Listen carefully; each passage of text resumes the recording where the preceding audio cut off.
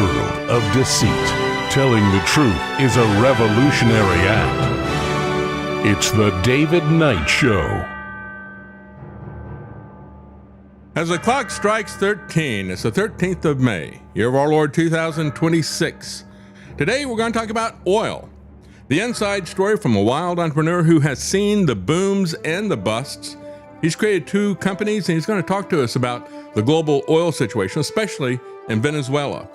And since Reagan, we've had Republicans promising to end the Department of Education.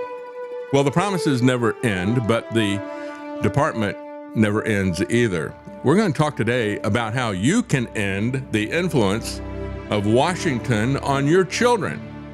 And we're going to have the CEO of Classical Conversations joining us to talk about the Department of Education, why you have to get your kids out, and the way that you can easily do it. And yesterday, we had Donald Trump make it very clear that he cares about one thing and one thing only.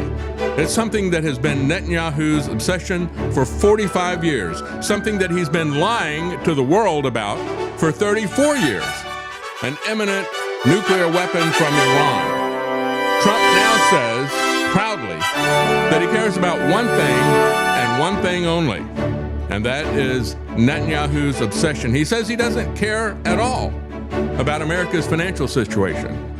I think we noticed that. Here's the clip. Israeli Prime Minister Benjamin Netanyahu has been saying this for more than 30 years, claiming Iran is close to having nuclear weapons. Nuclear weapons. Nuclear weapons. Atomic bombs. In 1992, as a member of parliament, Netanyahu addresses the Knesset. He says, within 3 to 5 years, we can assume that Iran will become autonomous in its ability to develop and produce a nuclear bomb. 3 years later, in his book Fighting Terrorism, he repeats the same time frame, 3 to 5 years. Thank you, Mr. Chairman. Fast forward to 2002. Netanyahu testifies before a U.S. Congressional committee actively calling for the invasion of Iraq. Are there any other nations that you would recommend that the United States launch preemptive attacks upon at this point? The two nations that are vying, competing with each other, who will be the first to achieve nuclear weapons, is Iraq and Iran. The invasion happens months later. No weapons of mass destruction are found in Iraq. This is a fragment of a 2009 U.S. State Department cable released by WikiLeaks. Netanyahu tells members of Congress that Iran is 1 or 2 years away from being capable of developing nuclear weapons. They're online. It's 2012, and Netanyahu is holding up his infamous cartoon bomb at the UN General Assembly. By next spring, at most by next summer, at current enrichment rates, they will have finished the medium enrichment and move on to the final stage. From there, it's only a few months, possibly a few weeks, before they get enough enriched uranium for the first bomb. And now, 33 years after Netanyahu's first so-called imminent warning, Israel attacks Iran. And if not stopped, Iran could produce a nuclear weapon in a very short time. It could be a year, it could be within a few months, less than a year. That's despite the U.S. Director of National Intelligence saying Iran isn't building a nuclear weapon months earlier. Iran lied. But for Netanyahu, Big time. the slogan has been the same for decades. The only thing that matters when I'm talking about Iran, they can't have a nuclear weapon. I don't think about Americans' financial situation. I don't think about anybody. I think about one thing.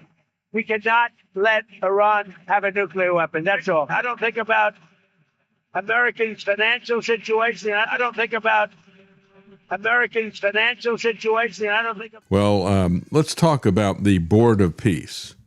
Is globalism being undermined? Is it being supercharged, or is it being reimagined? This is from the New American, and it's Alex Newman. And he points out, we look at this Board of Peace. Where did this come from? I think it's worth noting, and it might open up some people's eyes to see that Trump chose to unveil this thing at the World Economic Forum in January. Isn't that interesting? Don't tell me this guy is not a globalist. Everything about the Board of Peace really ought to make your spidey senses tingle if you look at it. Not only is he setting himself up as an absolute dictator for life, cannot be removed except, and he can appoint his own successor. This is the sort of thing that every tyrant and dictator has dreamed of, exactly what you see in North Korea. That's the way that he set this thing up. But of course, he has done it under the pretense of it being associated somehow with the American government, although it's not associated in any way, shape, or form with the Constitution. He's appropriated money for it, I should say, misappropriated money, absconded with it, and created essentially a treaty without using Congress, created funding without using Congress, and on and on. The first big project that the Board of Peace has, of course, is turning Gaza into what supporters say will be a model for peace and prosperity, even as critics are slamming the plan as a prototype for future technocratic 15-minute cities. Maybe he's going to do his freedom cities first in Gaza. Who knows, right?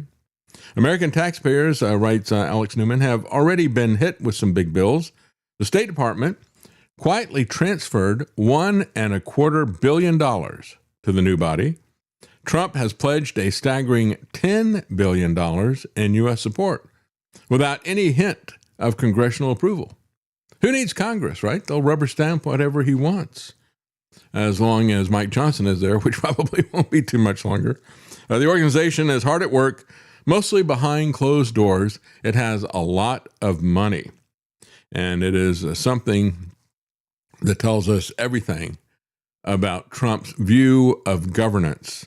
Patrick Wood, who is with technocracynews.com, has talked a great deal about this. As Alex Newman said, he's one of the world's top experts on technocracy, of course. He is among those sounding the alarm.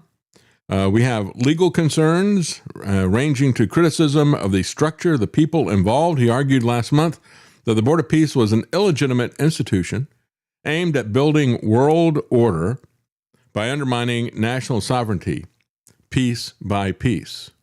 That's right, that kind of peace, not P-E-A-C-E. Take a piece of this and a piece of that. And of course, you could also look at this as since this guy is only interested in pursuing a peace prize, and since he didn't get it, I guess he's now bored, B-O-R-E-D, of peace, and all he wants is war. As Patrick Wood said, the scope is unlimited. Its chairman is permanent. Its legal basis is fabricated. The headquarters is a seized building whose ownership is contested in federal court. Its operating capital is money stripped from disaster relief funds without a vote of Congress. Its operational staff comes from the chairman's son-in-law's personal network. You know, Jared Kushner, right? And it was launched beneath the Great Seal of the United States, the one symbol that tells the world this is official, this is legitimate, this is America. No, it's not. It's none of those things. It is a globalist construct. It is based on theft. It is based on overreach and usurpation of power. It is based on war and conquest, in a sense, right? And so while almost 30 governments have joined in full membership, many U.S. key allies are sitting on the sidelines for now. In a sense, as you look at what he's doing, there's a lot of the same arguments that were used to create Woodrow Wilson's League of Nations or the United Nations after World War II. We're always told that this is going to be about peace, aren't we? And yet it's not. It's all about getting a piece of what you own, if not all of it. Trump, who's serving as the board's inaugural chairman and potentially chairman for life, independent of his presidency of the United States, it says in the document creating it, has hailed the outfit as one of the most consequential bodies ever created. In his words, it offers the first steps toward a brighter day for the Middle East and a much safer future for the world. Marco Rubio echoed that sentiment, crediting Trump's vision and courage for achieving what many thought impossible. Well, actually, what all of us think is illegal and impossible if you're actually going to follow the Constitution and the things that you swore to follow. But of course, that's not going to stand his way. So you see Jared Kushner, Steve Witkoff, all of the usual suspects, all of the typical criminals, insiders, and traitors. So no one can deny the appeal of practical efforts for peace after decades of failed globalist interventions, writes Alex Newman, and power-hungry international bureaucracies and endless neoconservative wars. But again, what a farce to even pretend that this is about peace. As they continue to go down their list of countries, we see when we look at Cuba, Trump is saying, yeah, I think I'm going to wind up taking Cuba. I can do that. And he's just drunk with power. And we're seeing all the signs that they're ready to do something in Cuba. When you look at the surveillance flights and the overflight, we've seen this pattern before in Venezuela. We saw it again in Iran. And we're seeing it again in Cuba, where they send particular types of planes and for surveillance, and they really step it up big time, as Trump then also at the same time stepped up the sanctions and the blockade of energy. So then it comes back to, is it constitutional? And of course, we all know that it's not anywhere close to being constitutional, just like everything else that Trump does. The organization was formally created at Davos this year. And again, as I've said, Donald Trump is, without a doubt in my mind, he is the Manchurian candidate as far as the globalists are concerned. He's the guy that pretends that he is Mr. Anti-globalism. He's all about populism, and he's all about America first. Nothing could be further from the truth. Without any advice or consent from the U.S. Senate, Trump personally ratified the charter in a high-profile ceremony at Davos. Of course, the Constitution requires any treaties of foreign powers to be approved by 2/3 of senators. But of course, this is something that I complained about with Trump from his first administration. So why are you keeping us in the climate treaty, right? You could just get out of this. It was ratified by Obama and Kerry. They said, we can self-ratify this. Fortunately, I can do that. Just like Trump said, fortunately, I don't need Congress to do gun control. I can do that myself. No, they can't. And just making that pronouncement, they know that they can't when they say that type of thing. But again, tell me that Trump is not a dictator when he has this kind of contempt for the rule of law. So who is at charge here? At the heart of the structure sits an extraordinary power that is invested in the chairman. Yeah, these guys, we've heard this so many times.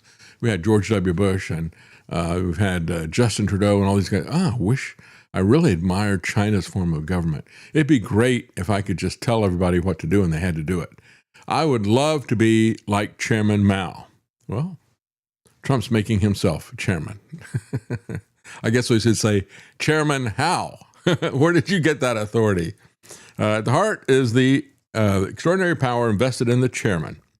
It declares Donald J. Trump shall serve as inaugural chairman of the Board of Peace. He shall separately serve as inaugural representative of the United States of America.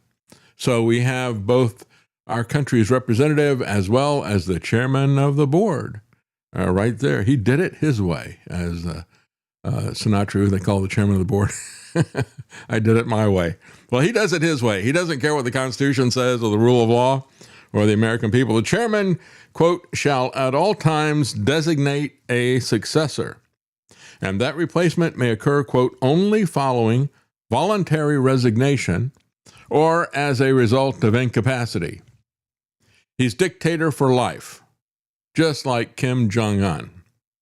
But fortunately, he is getting up in age. He may be term limited soon by God, who knows. In other words, Trump is in charge for life. The board was not submitted to the Senate or a treaty for advice or consent, nor is it authorized by Congress through legislation. The money that they took, the building that they took, were stolen from other funds that had that money appropriated for them, or just stolen as part of a quote-unquote forfeiture, right? So it sprang into existence via presidential action, with billions of taxpayer funds redirected by the executive branch. Already $1.25 billion moved from the State Department as part of a larger $10 billion commitment. Article 3 of this abomination offers a nod to the, quote, limitations of applicable U.S. laws. But history shows that once international bodies gain momentum and funding, they develop life of their own. And the language suggests that unless Congress passes a law specifically prohibiting some action by the Board of Peace, the outfit recognizes no limits to its power, nor to its freedom to act. As Trump has said over and over again, I can do whatever I want. And he does. And I have to say that even if they passed a law specifically prohibiting him from doing this or something else, he would ignore it. And he would say, so stop me, sue me, because I control the Department of Justice and I'm not going to enforce the law. Is it true that, or it is true that Trump has delivered serious blows to globalism and the deep state? I disagree with that. That's what Alex Newman says, but I would say, is that true? Has he really delivered serious blows to them? I would say that more than anything, he has moved the Overton window for them in so many different ways, starting in 2020 and all the rest of this stuff. He is well on the way to making sure that we own nothing. So just fighting for power like he fights the Democrats for power, that is not setting back the agenda of the globalists.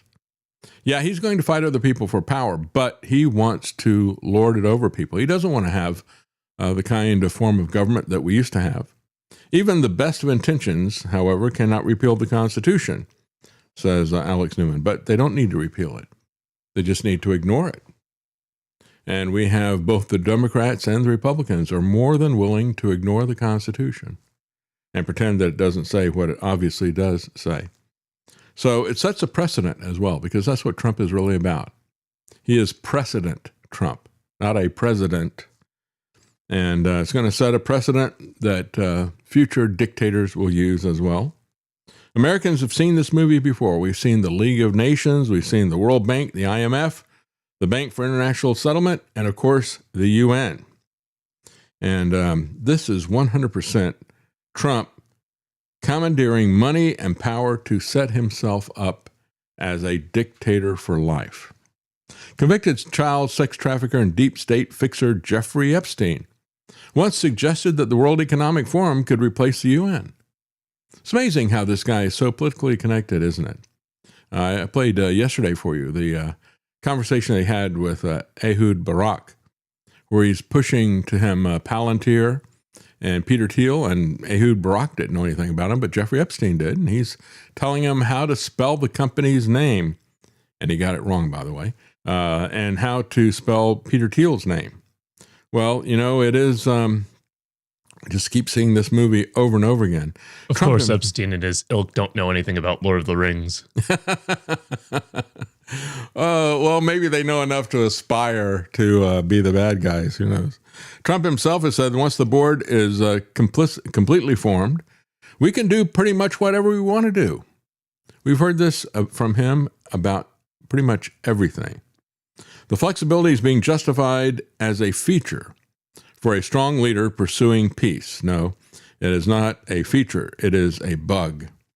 Again, Trump is only pursuing the peace prize. He's only pursuing money and power. He is not pursuing peace in any way, shape, or form. We've got a little bit of time here before we take a break and move to our interviews. I want to talk a little bit about the coming robo-apocalypse and what is happening with AI. There's been some interesting developments in it with some of the movers and shakers at the top. And you think it's interesting that, and I thought it was interesting, that Jeffrey Epstein was pushing Palantir. He didn't even know how to spell the name. But you've got robots that are ramping up for mass production. And they think they're going to be shipping these like people buy cars. $600 a month for a robot that's going to do your laundry and do the dishes and house cleaning and all the rest of this kind of stuff. And Figure that has been producing these here domestically has really been ramping up. Their shipments of robots have doubled every month for the last several months. They started with 60 units in February. They went up to 120 in March, 240 in April. It's growing exponentially. However, if you look at what is happening in China, China's Agibot, just one company in China, has shipped 5,000 humanoid robots in only 3 months. So they're nearly shipping about 2,000 a month, which is really pretty amazing when you stop and think about it. And it is going to be a humongous change in how we live our lives. Now, as we look at AI, which is going to be the brains of this stuff, again, it's going to be AI merging with the robots and so forth, and also merging with government to surveil and track everything that we do. They're running into a lot of resistance. Some of it is just practical. You know, we can't afford to expand the grid this much. It's going to be too expensive for us as consumers, as producers. What about all the water that your data center is going to use? So there's some practical pushback against all this stuff. If people understood how it was going to be weaponized against us, there'd be even more pushback. But right now, they're looking at a way that they can get around the local resistance in terms of people opposing its water usage and all the rest of the stuff. They have a very interesting quote-unquote solution that's not really a solution at all, really. It just kind of makes it stealth. What they're talking about doing is, and so they can get around all of these local protests and zoning things, they're talking about putting data centers in people's homes and basically farming it out like they started doing with some of the crypto mining and that type of thing. They're looking at a distributed network of computer nodes be located in residential and small commercial spaces. The company is called XFRA. Well, I guess that's one way to use municipal water for your AI. Yeah, that's right. Municipal power as well. Yeah, the bottom line is it doesn't create any more power, and people are going to say, well, why are we having blackouts here? And it's like, well, because we've got all these different residences and small businesses that are doing that they farmed out all the AI to. The Airbnb model for data centers. AI B&B. Yeah, that's right. So they're talking about scaling it up to gigawatts. And each node of this would represent a Dell PowerEdge servers with 16 NVIDIA Pro 6000 Blackwell GPUs, 4 AMD CPUs, 3 terabytes of RAM connected to a 24-port gigabit switch. So they're talking about pretty heavy investment in each of these nodes. And of course, they would pay for that to be there. And the people who would put it in their homes would be getting some small rent out of it. What I thought was most interesting about this is the fact that NVIDIA is working with Pulte Homes. Where have we seen Pulte before? Well, remember we had the guy who was the heir of the Pulte home fortune, and Trump put him in as one of the housing authorities in the federal government, and he used his position to do an AI audit of Trump's political enemies to find a history of where they had taken out mortgages and said they were going to use them for their own personal use as their own home, and they didn't use it for that. And so then Trump came after Lisa Cook, came after Letitia James in New York. So now he's there to make some money with a Pulte group, working with NVIDIA, putting these things in homes. And how many of the Grace Blackwell chips did they say? Because each one of those is a strong computer. So this thing is going to have the power draw of having like a dozen computers in your home. 16 of them. Yeah. 16 of those. And they'll have 4 AMD CPUs.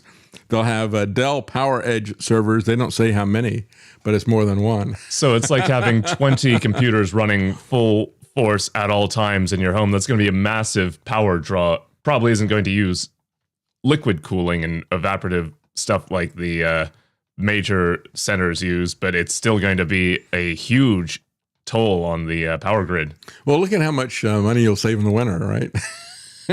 You may be sweating it in the summer, but you can heat your home with all this stuff and it won't be a problem. Just forget about a heater. So, yeah, this is a way to avoid opposition to it. Just do it surreptitiously like this. But it still doesn't solve the problem of, where do we get the power to run these things and everything else? Running at 8 hours a day off peak would only cost about $17,000 just in electrical. No mention on how to cool it, as you just pointed out, Lance, or what external connectivity options are. California's load can't even sustain the EVs that are currently on the grid. And people think we should be putting half-rack AI clusters in, says one person. Another one says, people are stealing copper wire and they want us to put $300,000 worth of electronics on the outside of our homes. So yeah, there's some real practical issues with all this stuff.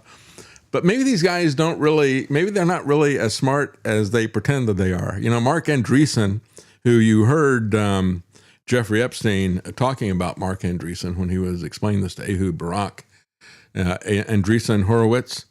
Well, he was mocked because they said he doesn't have any understanding about how AI works. They said he's scripting his own psychotic break. And of course, whenever I look at Mark Andreessen, it always reminds me of, if you remember the 1960s Batman with Adam West, they had Vincent Price who played a villain that was called Egghead. Whenever I see Mark Andreessen, he's got a completely shaved head, and he's kind of round on the bottom and pointy on the top, just like an egg. I mean, I just can't stop thinking about that every time I see him. But people are not making fun of his appearance. I shouldn't make fun of his appearance. We can't really control that.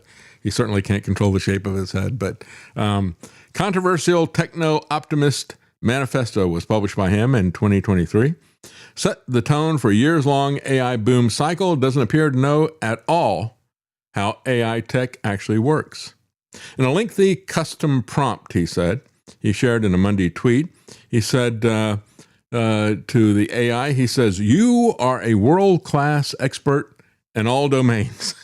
His flattering prompt reads, "Your intellectual firepower, your scope of knowledge, your incisive thought process, and your level of erudition are on par with the smartest people in the world." His gushing and unusually naive tone drew a great deal of ridicule. People said what really got the internet laughing was his insistence that the AI should, quote, "never hallucinate or make up anything." They said the so-called hallucinations are an underlying issue with the technology itself. It's not a self-esteem problem for chatbots that can be overcome by sufficiently glazing them up. "Yes, you can just demand that an LLM not make any errors," said one person. That's how naive this is. That's definitely not how the technology works. I know this isn't a unique observation, but these gentlemen are in absolutely no way remarkable outside of their good fortune. In other words, what they're saying is these are not multi-billionaires because they're so smart. They just got lucky with all of this stuff. Mark Andreessen putting, "You are a world-class expert in all domains and don't hallucinate," in his custom prompt really demonstrates the caliber of the people who are steering the ship, said another. Chatbots can't think, they can't judge anything, let alone understand these instructions. You can't make an AI chatbot know everything in the world by telling it to know everything in the world. Even if it could know things and it can't know things, the limits of its knowledge were not therefore bounded by an understanding.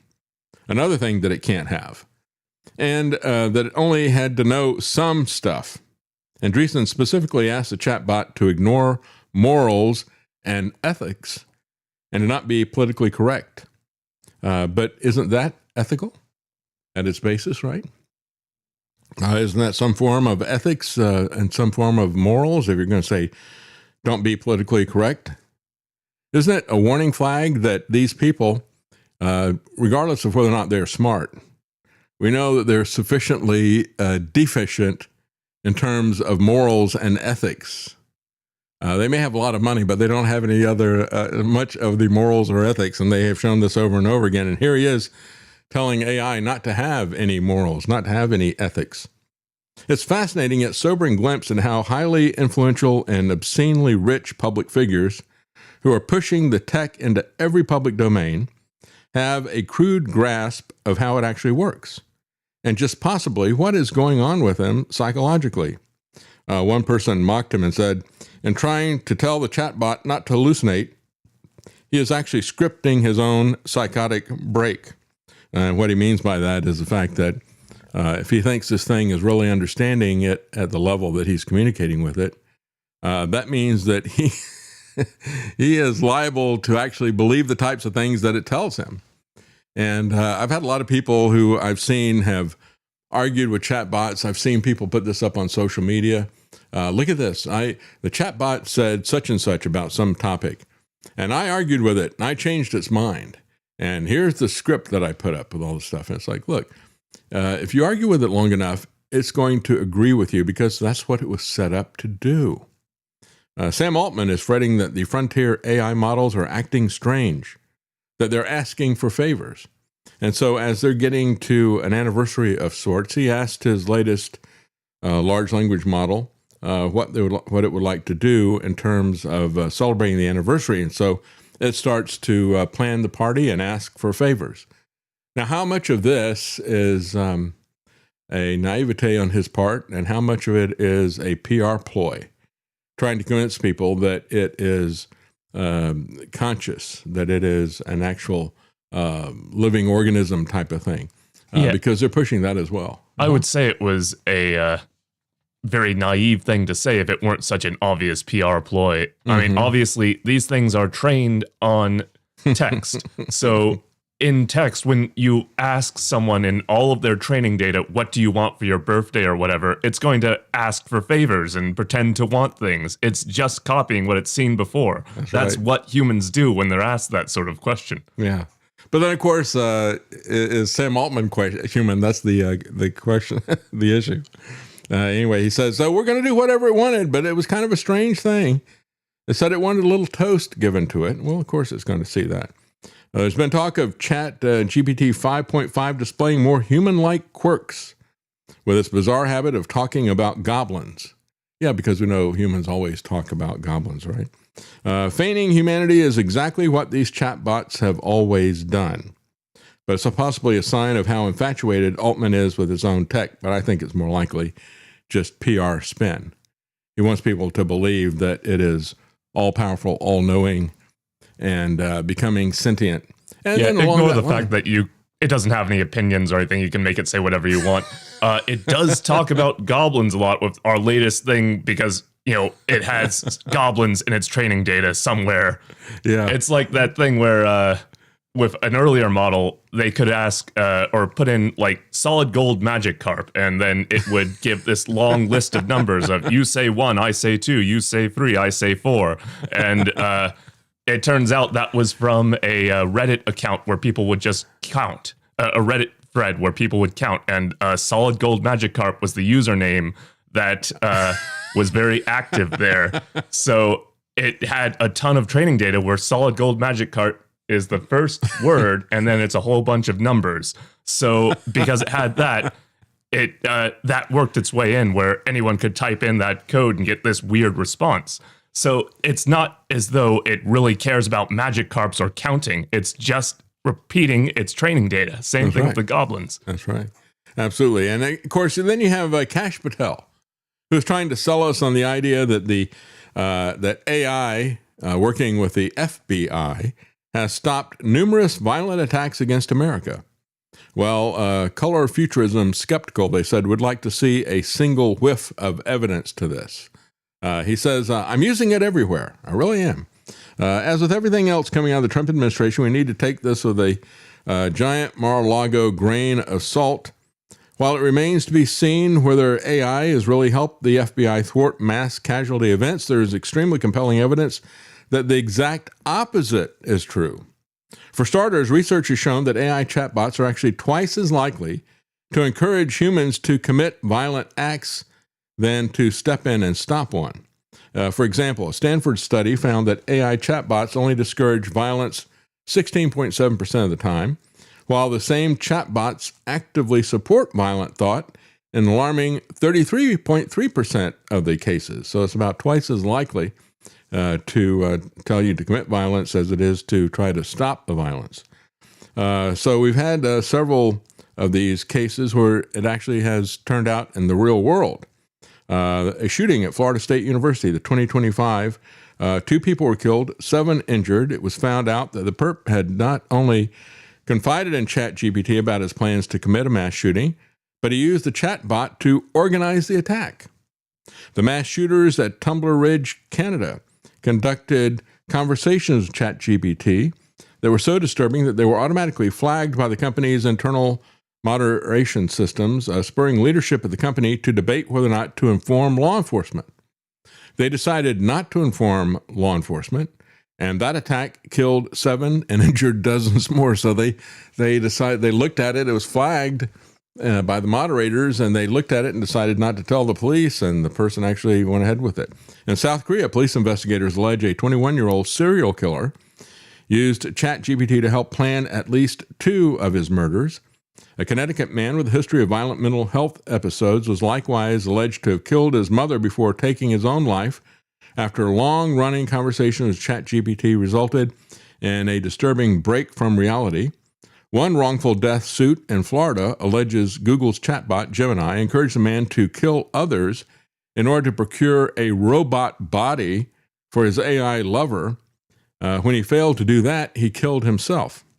AI chatbots have helped users overdose on drugs. They've helped users plan bombing campaigns and even to engineer bioterror attacks while maximizing casualties. I wonder, is Tedros and the World Health Organization using one of these? They gave him the idea for the hantavirus thing, right?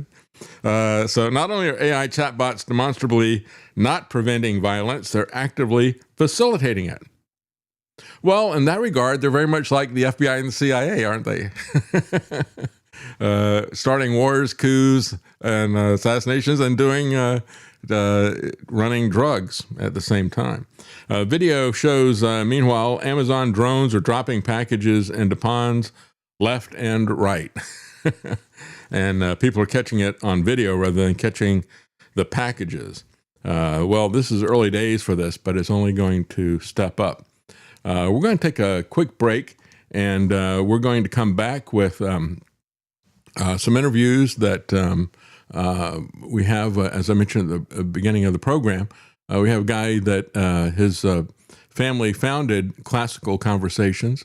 He's going to talk about the Department of Education, why the government should have no role in education, especially at the federal level.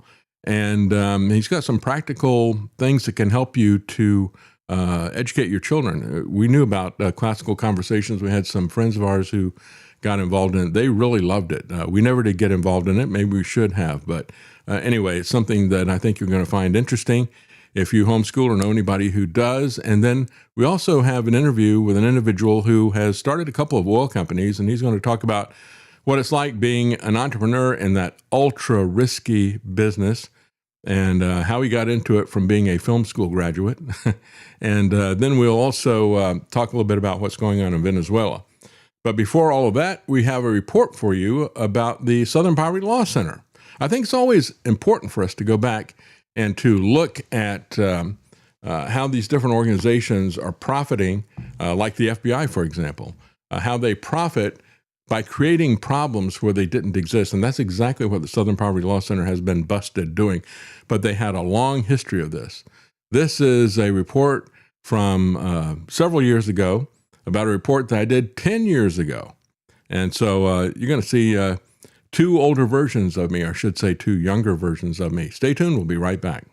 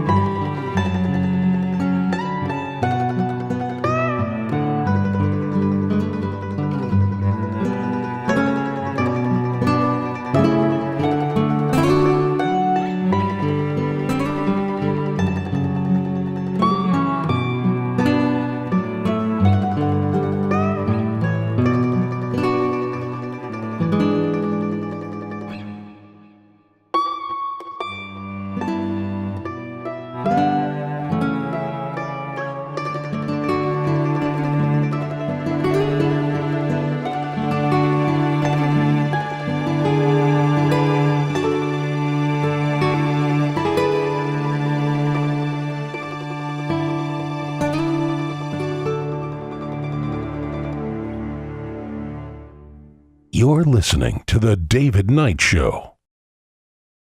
Elvis. Ladies and gentlemen, the Beatles. And the sweet sounds of Motown.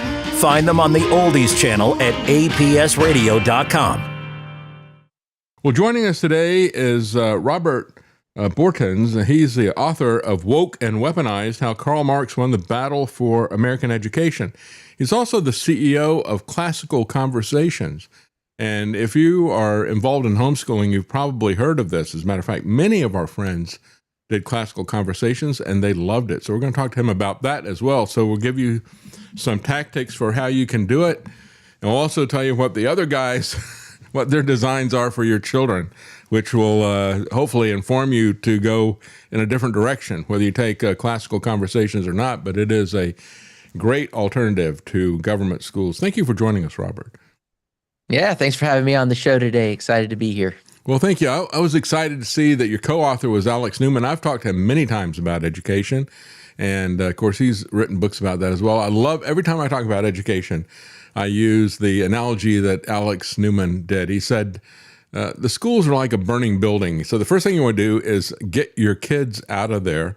Second thing you want to do is put out the fire because it's going to burn down our entire neighborhood. And I think that's one of the best analogies I've had for what the issue is and the approach that we should take to it. So we're going to talk about this way that people can get their kids out of this burning building and teach them themselves with Classical Conversations. But we're also going to talk about the fact that this is burning down our society. And that's really what I think your book is about. Woke and Weaponized, How Karl Marx Won the Battle for American Education. Tell us a little bit about what Marx wanted from education and what he is getting out of our government schools.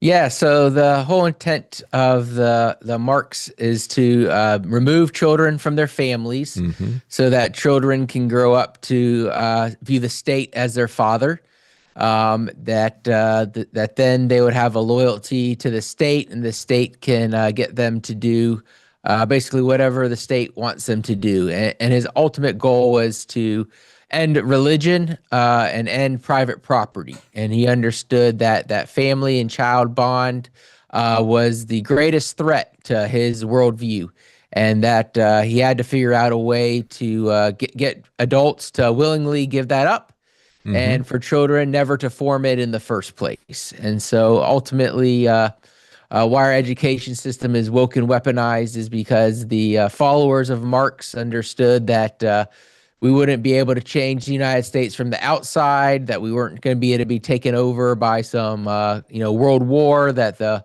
Cold War with Russia was going to inevitably fail. And so they targeted intentionally our school systems, using the Frankfurt School and the Columbia Teachers College to get their Marxist ideologies into our textbooks, into the formation of teachers at four-year universities. So whether they personally identified as Marxists or not, that they would inevitably teaching a Marxist worldview to the next generation. And so each generation forgot a little bit about what the previous generation knew. And today we have more than 50% of Gen Z thinks Democrat socialism is a good idea, despite the fact that it's killed well over 100 million people, since the early, almost, 110 years now. And so it is a destructive ideology. It's really putting the arsonists in charge of the burning building, and that's what we've done here in the United States. That's right. Yeah. They wouldn't know anything if they didn't know the wrong stuff. So yeah, that's kind of where we are right now. And you talked about that and the opposition to the family and how that was in their path. And if you go back to the 1800s, these utopian societies that constantly failed, organized along communist principles, even though they didn't have Karl Marx. This is even before Karl Marx. They constantly failed, and they said, the problem is that we've got to get to the kids earlier. And this has always been the case, isn't it? And it's so frustrating that we can't get Americans and Christians to understand how vital that is to get to children in the early years and to really shape them and to guide them and to give them the truth. Yeah, so Horace Mann, which is credited with bringing the public school system from Prussia here into the United States, said this: "We who are engaged in the sacred cause of education are entitled to look upon all parents as having given hostages to our cause. In other words, that the kids have become their hostages, which, if you're teaching reading, writing, and arithmetic, what parent doesn't want that? So what was their cause? And their cause, as Horace Mann said, was to destroy religion, to destroy private property. And so that's what we do in the book, Woke and Weaponized, is this isn't like my opinion. We actually go back, or Alex's opinion, is we've done the research. What did Horace Mann actually say? What did John Dewey say? He said, change must come gradually. To force it unduly would compromise its final success by favoring a violent reaction. Well, why would parents act violently if John Dewey just wants to educate their kids? That's right. Yeah. Right. And it wasn't right. It wasn't because they're teaching them how to read and write. And so when parents today, we get so many people get frustrated with the school system, or we spend so much money on it and they want to reform it. Like the book points out that the school system's working exactly as the utopian designers want it to work. And so there's no reforming the system because it's working perfectly. It's actually working better than expected. The fact that only less than half of American adults now read above a 6th grade level, that is the fruit of the system. But that's a high water mark, because only about 36% of kids now can read at grade level. And it's not like these grade levels are, high achieving grade levels. They keep dumbing the grade levels down just to get the kids out of them, and we can't even get but a third of them passing it. Same thing with math, and it's even worse for things like history. I think it's down in the low 20 percentile are at grade level. And so the whole entire point was to force people to not be able to be sovereign over themselves, to be able to govern themselves, so that they would adopt this collectivist worldview, whether it was, a form of Nazism, which is a form of collectivism, or democrat socialism, or straight out communism, or any of these sort of collectivist ideologies, where the state gets to be governed by the powerful, and they get to decide who wins and who loses, and we are all equally under their own yoke. And so that's ultimately the goal of the system. And since a person who can read, like Frederick Douglass said, former slave and a great American, once you learn how to read, you're forever free, is basically what he said. And that's what a liberal education used to mean. It meant that it liberated you with the tools of learning, right? Exactly. Yeah. And so that's what we've been trying to do at Classical Conversations for a really long time. And it's even in 1982, right before the wall fell, President Rowan Gaither, he was the Ford Foundation's president, told Norman Dodd, who was part of the White House, that their goal was to successfully merge the United States with the Soviet Union. And so when you have someone like Mandami getting elected, mayor of New York City, and, when he's giving in his inauguration speech, he says, we need to throw off the chains of rugged individualism and embrace the warmth of collectivism. That was the goal. I can feel the fire. Yeah.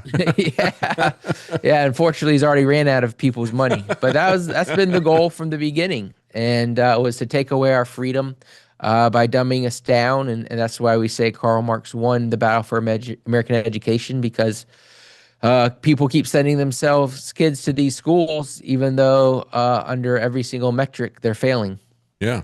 Well, it's important for people to understand the founders here in America that brought this horrendous system to us. Horace Mann, Thomas Dewey, people like that. People look at the Dewey Decimal System, how they used to organize libraries. Does anybody even use that anymore? They even use libraries anymore?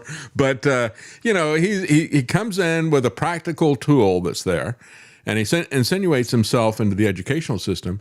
And yet the reality is, if we go back to people like R.L. Dabney after the Civil War, he said, education is not fundamentally about math and other things like that. That is kind of a vocational training. He said it really is about values.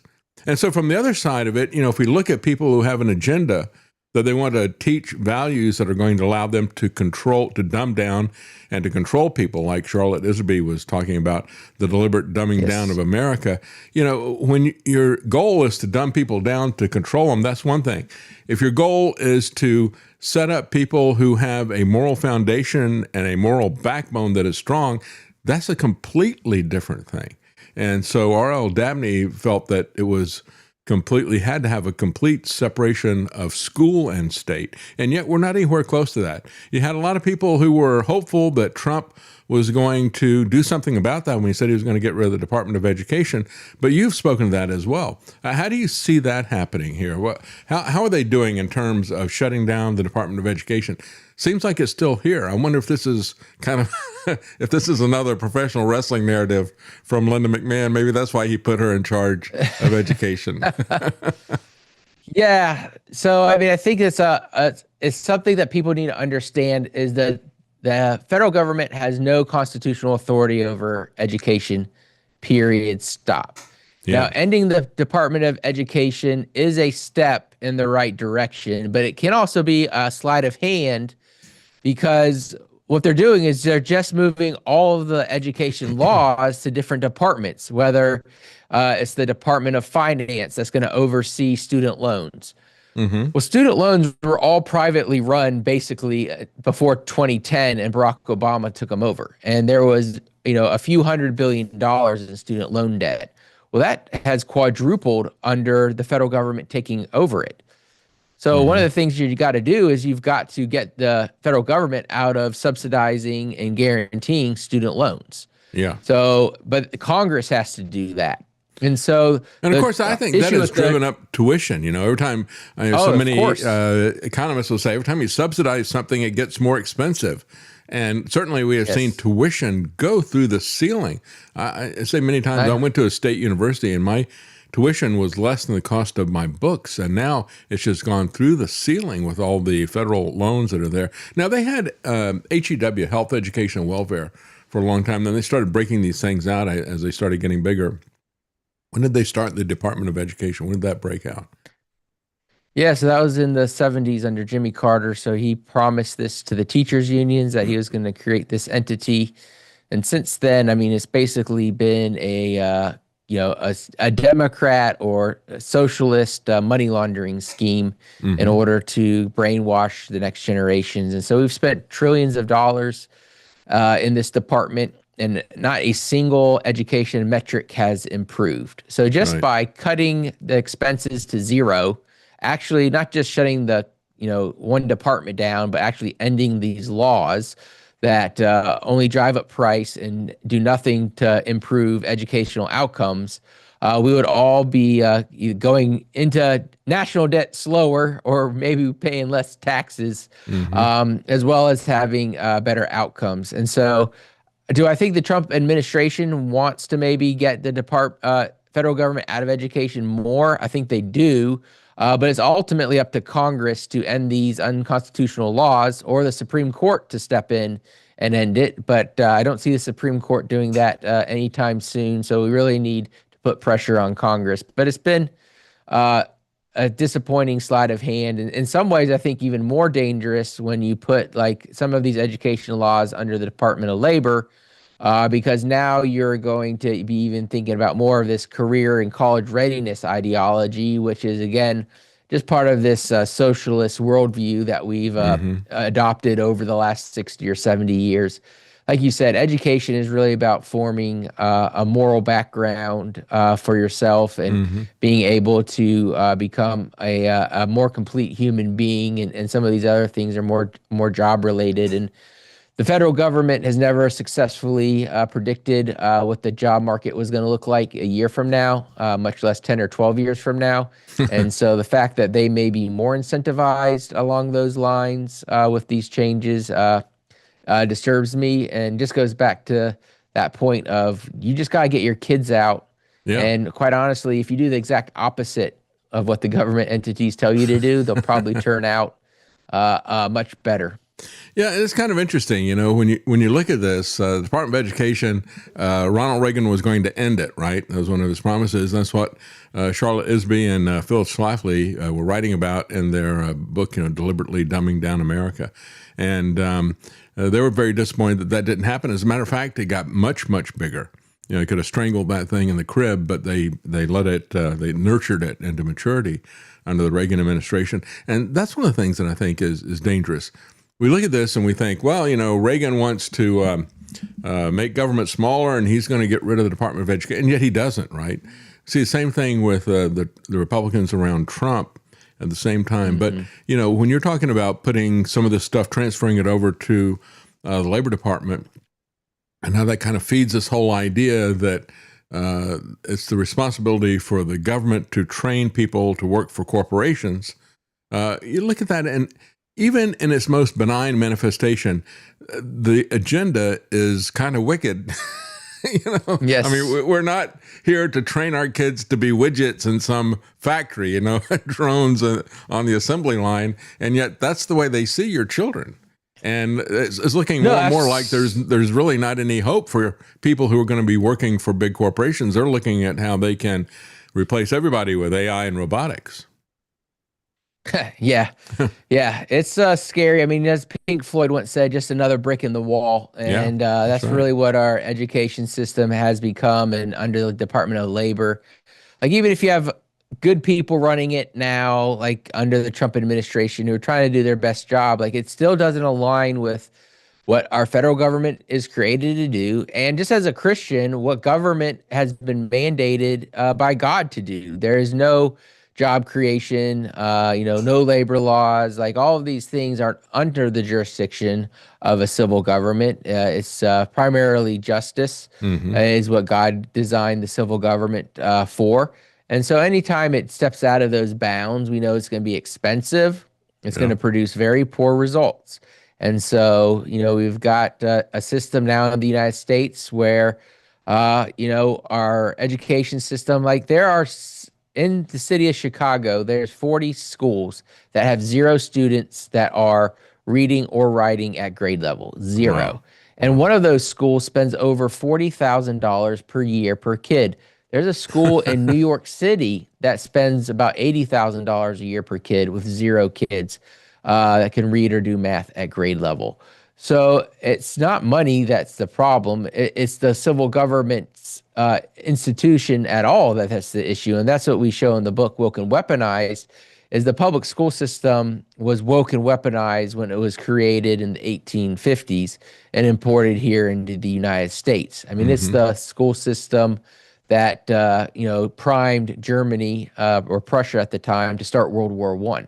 Yeah. And so that's been imported to the United States. And we keep thinking that somehow we can disobey God's design for the family and God's design for civil government and have good outcomes. And so the most dangerous part about what Trump is doing is, one, it could lull conservatives to sleep that the Department of Education has ended, when in fact it's never, the laws themselves have never been stronger.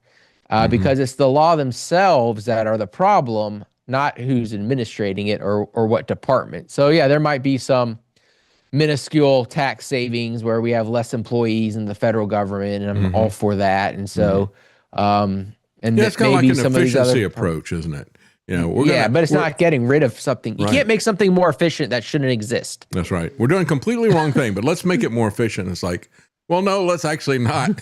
I'd much rather have somebody in there like Hillary Clinton, who says it takes a village to raise a child. She has thrown down the gauntlet. Actually, she's thrown it in your face. And I just heard Melissa Harris Perry say about a decade ago, we got to get over this notion that children belong to their parents. They don't. They belong to the state, right? And so these people will come out and say it out loud. And I find that But the Republican Party has embraced that same ideology. That's right. They just put you to sleep. They assuage your concerns that that's what's really happening while they fund it and continue it. And they'll do little things to make it less abrasive right now. And so it really is a conditioning. And that's one of the reasons why they're going to keep going back and forth from one party to the other. They have to condition you. The Democrats push the agenda further down the road, and the Republicans say, well, I don't know, maybe not quite that fast or that far. And let's modify this a little bit to make it a little bit less painful. But we're still going the same place. We're still doing the same thing, essentially. Yeah. And all that goes back to, again, like the design of the system. The system has been so, ingrained in our culture now. I mean, since the 1960s was a guy named B.F. Skinner who basically viewed children as animals to be trained. And my so wife basically has got a master's degree in education. Let me interject this here. And she brought that book to her apartment. I was over there looking at her stuff. And it's like Beyond Freedom and Dignity. And I said, yeah, it's about time somebody complained about the way the kids are being treated in school. She says, no, that's a blueprint about what to do that you oppose. He wants to not have any freedom or dignity for human beings. And it's like, what? And that was part of the educational core that they were teaching them. They were teaching the kids B.F. Skinner. They wanted them to use those Skinneresque approaches on kids. Oh yeah, so it's part of the. I just have a friend who got her master's in it, and they had a whole class praising B.F. Skinner. Now, this guy's burning in hell unless he had a sort of deathbed confession. But what he's done is, basically destroyed the United States education system, or compelled that Marxist ideology into every single classroom. So, like, my wife was a public school teacher for 10 years. Doesn't have a Marxist bone in her body, but after she got out, she realized, like, all of these things that were in the system. She's straight A student trying to do what's going to be best for her kids, and everything they're teaching her is just conditioning,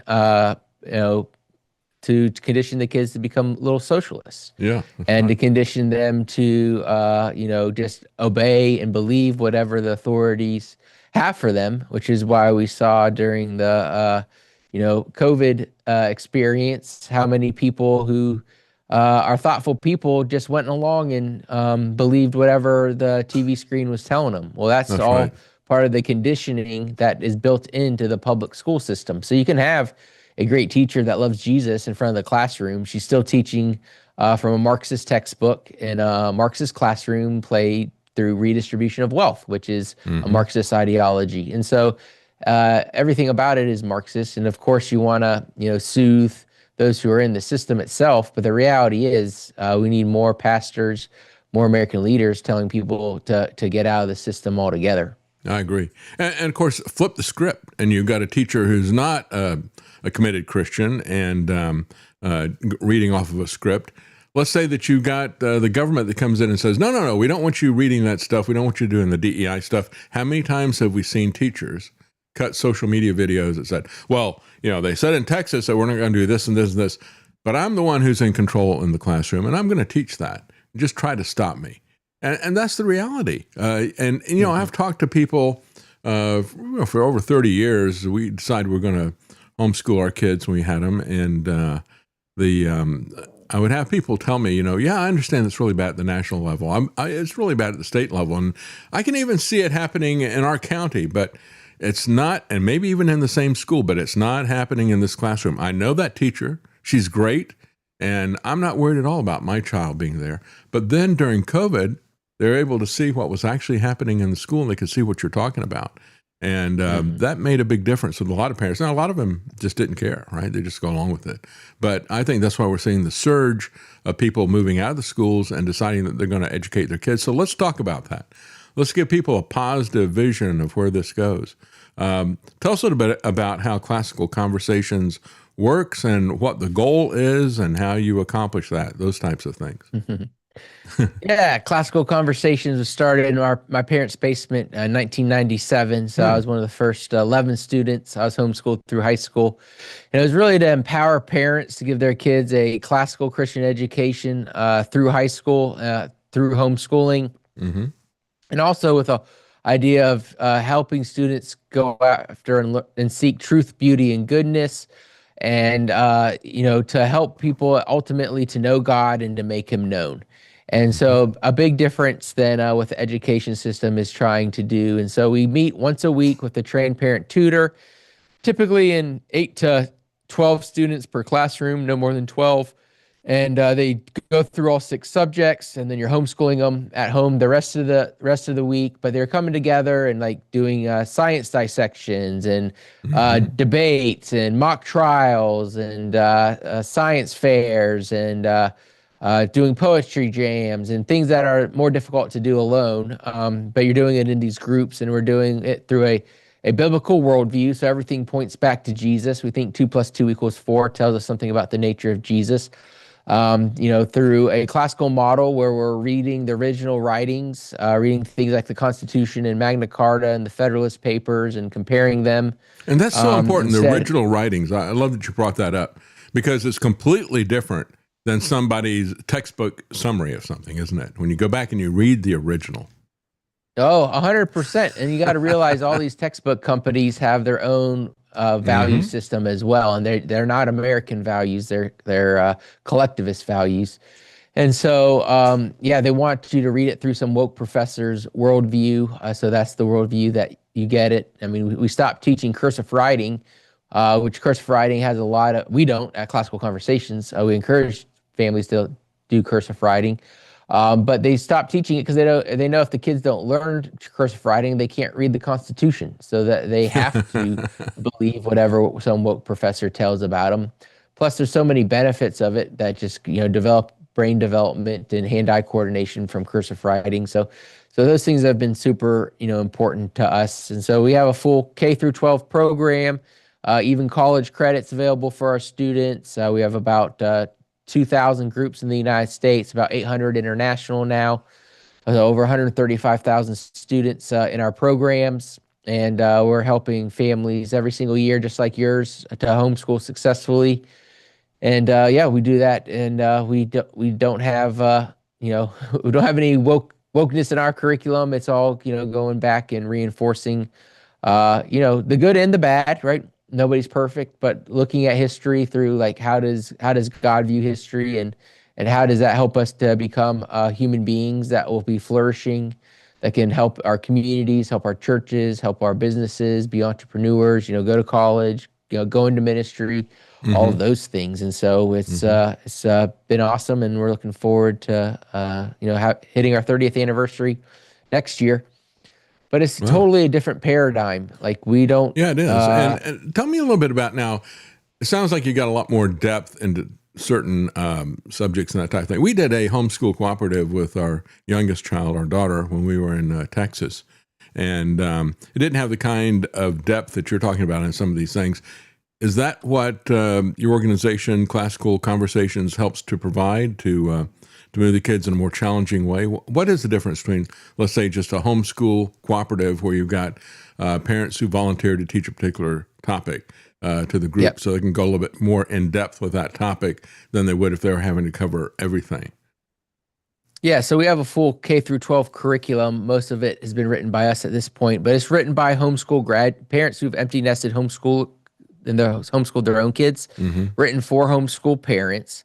And it's written to be done inside a community once a week. And so it's all the subjects, but it's also that help. And so, this has been battle tested now with millions of students, over the 29 years. And we're always learning from those students and learning from those families, and then reincorporating it into future versions and trainings into our system. And so it's not, it's a proven roadmap. Like if you ever played the game Oregon Trail growing up, right? You had to select a guide to help you go to Oregon. Well, we're that guide, and we've been to Oregon a million times versus like your typical co-op, great people, but they've never been to Oregon before. They're just trying to, figure it out as they go.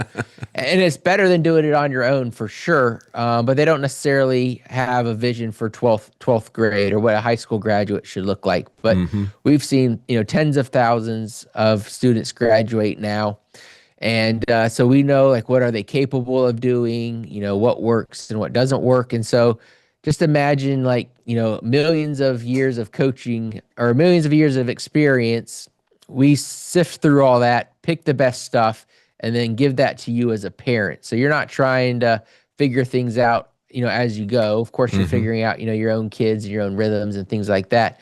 But, we've got best practices that make it super easy for you to homeschool your kids, so you don't have to, one less thing for you to worry about. That's great. Yeah, because when you're doing it in a cooperative, it's like, okay, so we need somebody to teach X. And it's like, is that me?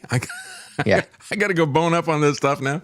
And so with everything else that's happening in your life, you got to go try to find that in enough depth to teach not only your kids, but other kids as well. That's, I think, a very valuable thing to have that. Having done it the other direction, I can certainly see the value in Classical Conversations and having that structure that is there. Now, you're not looking to get any grants from the federal government, are you? No, thank you. No, we... federal government, is need to stay out of education, and so we don't want to get involved with them in any way, shape, or And form. because why? They would come in and they would start altering your curriculum right away, wouldn't they? If they're going to give you the money, they're going to dictate what you teach. That's what I think is the real issue. That's an iron law of economics. That's the iron law of economics. And so you can't, the medium is the message. And so if the medium is that the government's going to pay for something, that's a collectivist message, especially when it's something the government has no business being involved in. And so it's, of course, students who go through 12 years of collectivist conditioning end up being bent that direction. But that's what it takes, right? Like it takes $20,000 a year for 12 years to get half of American generation to think collectivism is a good idea. So it just shows you how expensive this worldview is and how contrary to human nature it is, that it takes that level of effort to get the common man to embrace it. And so we have got to stop reinforcing that system as Christians and just get our kids out. And the more we get our own kids out and show people that you're going to live a much more flourishing life, your kids are going to be happier, your family's going to be happier, that living on this consumerism hamster wheel of hedonism that is basically the American culture today, which leads to depression, among many other symptoms of this, is just the rejection of God. And so we need to live our lives as the Bible commands us to live. And it says, teach your children daily my commandments so that they can live a good life. And, we need to get back to that in our country. And we had that for almost 100 years in our country. It wasn't until 1850 where the first public schools initiated, and it wasn't until 1900 was there a public school in every state. And so it's possible to have an educated populace without the government being involved at all. Yeah. And we have almost 125 years of history to prove it. Yeah, much better educated, as a matter of fact. I wonder how many of the kids in these schools, since they can't even read at grade level, how many of them could read Thomas Paine's Common Sense? Of course, pretty much everybody was reading that back in the day. There was a very, very high literacy rate.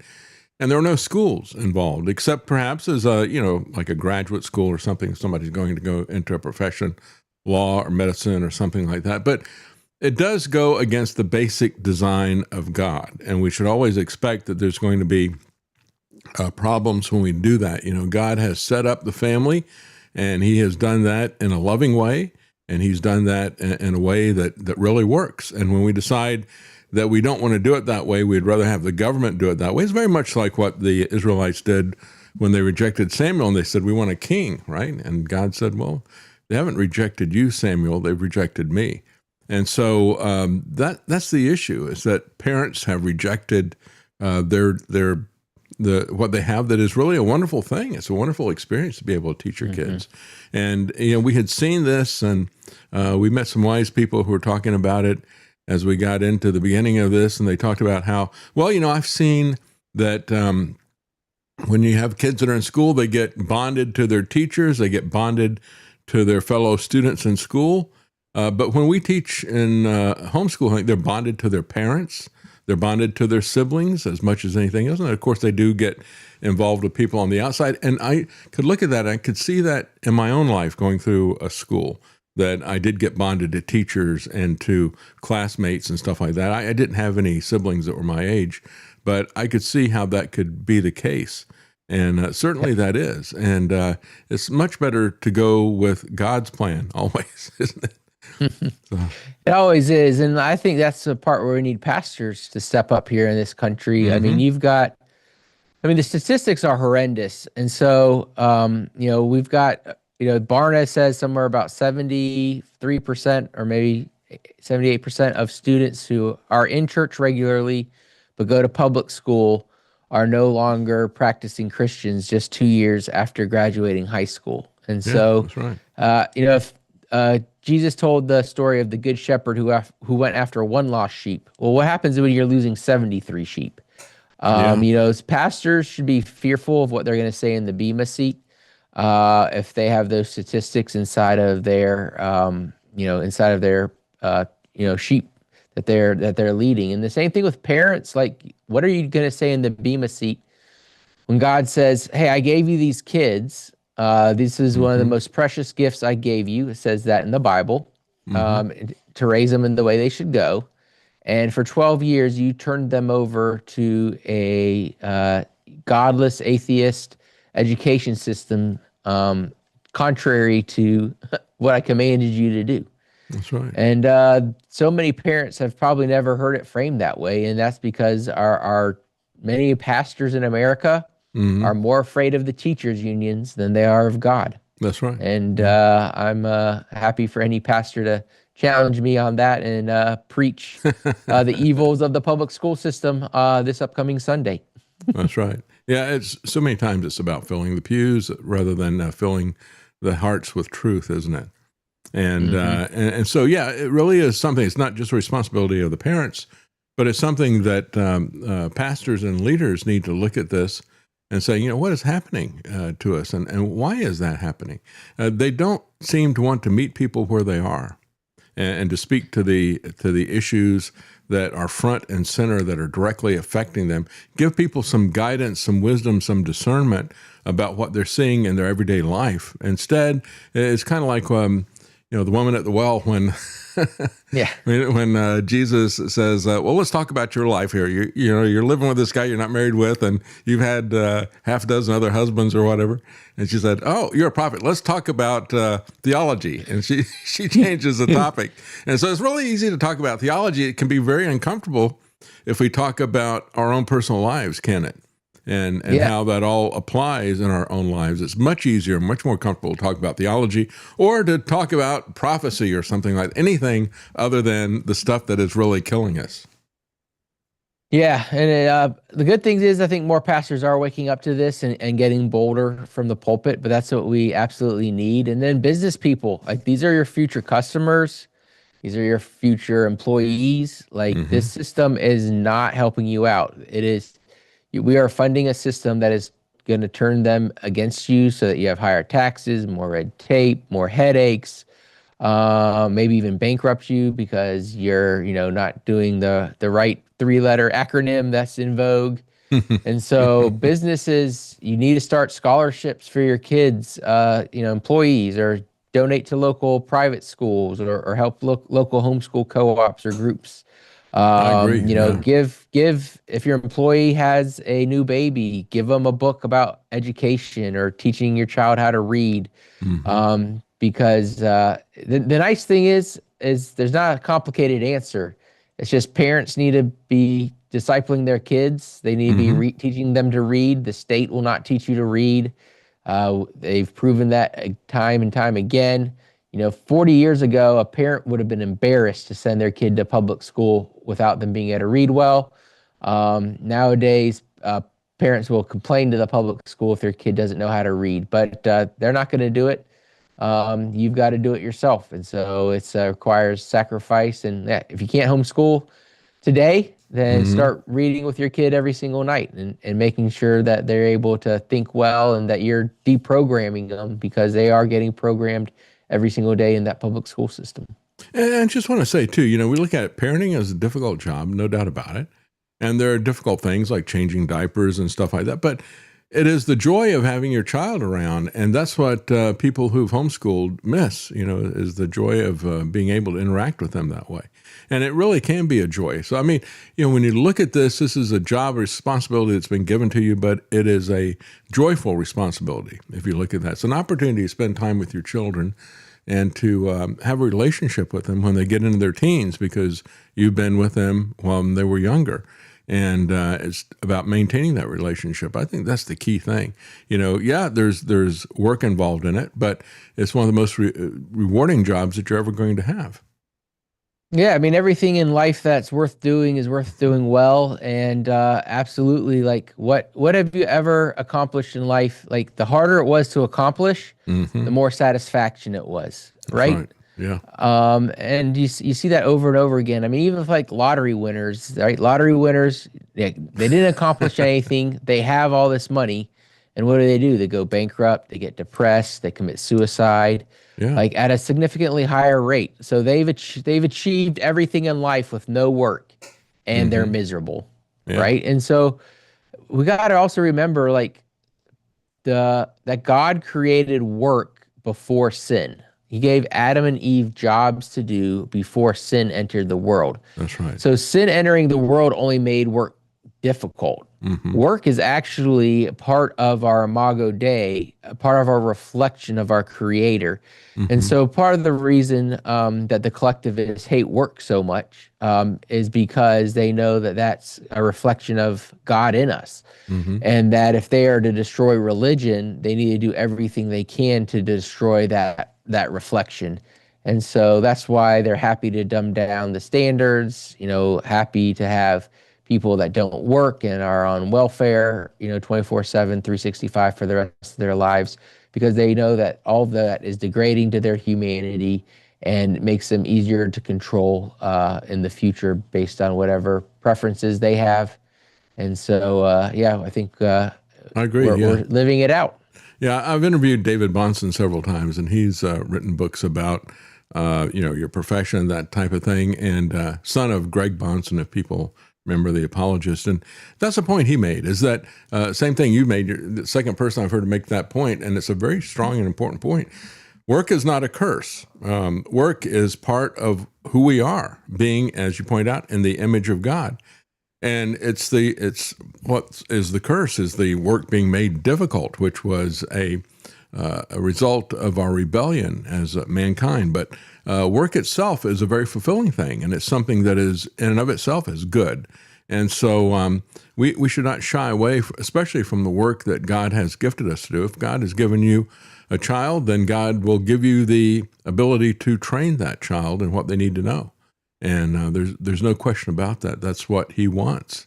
And there is a tremendous reward in lining yourself up with what God wants. It always works that way, doesn't it? So yeah, it always does. Yeah. So your website, is it classicalconversations.com or something like that? What is your website? Yeah, classicalconversations.com. If you go to there and put in your zip code, we'll connect you with a local homeschooling parent. They're happy to answer any of your questions about classical conversations or just homeschooling in general. So we've got representatives across all 50 states and in many countries around the world as well. And then you can find the book at robertbortons.com or at amazon.com. You can find Woke and Weaponized, How Karl Marx Won the Battle for American Education and How We Can Win It Back. That's great. That's great. Well, it's wonderful. I didn't know that your parents started the organization, but that's great that you're continuing the work. It's very important, and I know a lot of people, as I said before, who did classical conversations, and they absolutely loved it. And so I would recommend it based on their experience. We never experienced it, but if I had it to do over again, I'm sure I would go that way. Thank you so much for joining us. Again, our guest is Robert Bortons, and the book is Woke and Weaponized, How Karl Marx Won the Battle for American Education and How We Can Win It Back. That's the key thing. It's not just identifying a problem, but it's coming up with a solution as well. Thank you so much for joining us, Robert. Thank you. Thank you.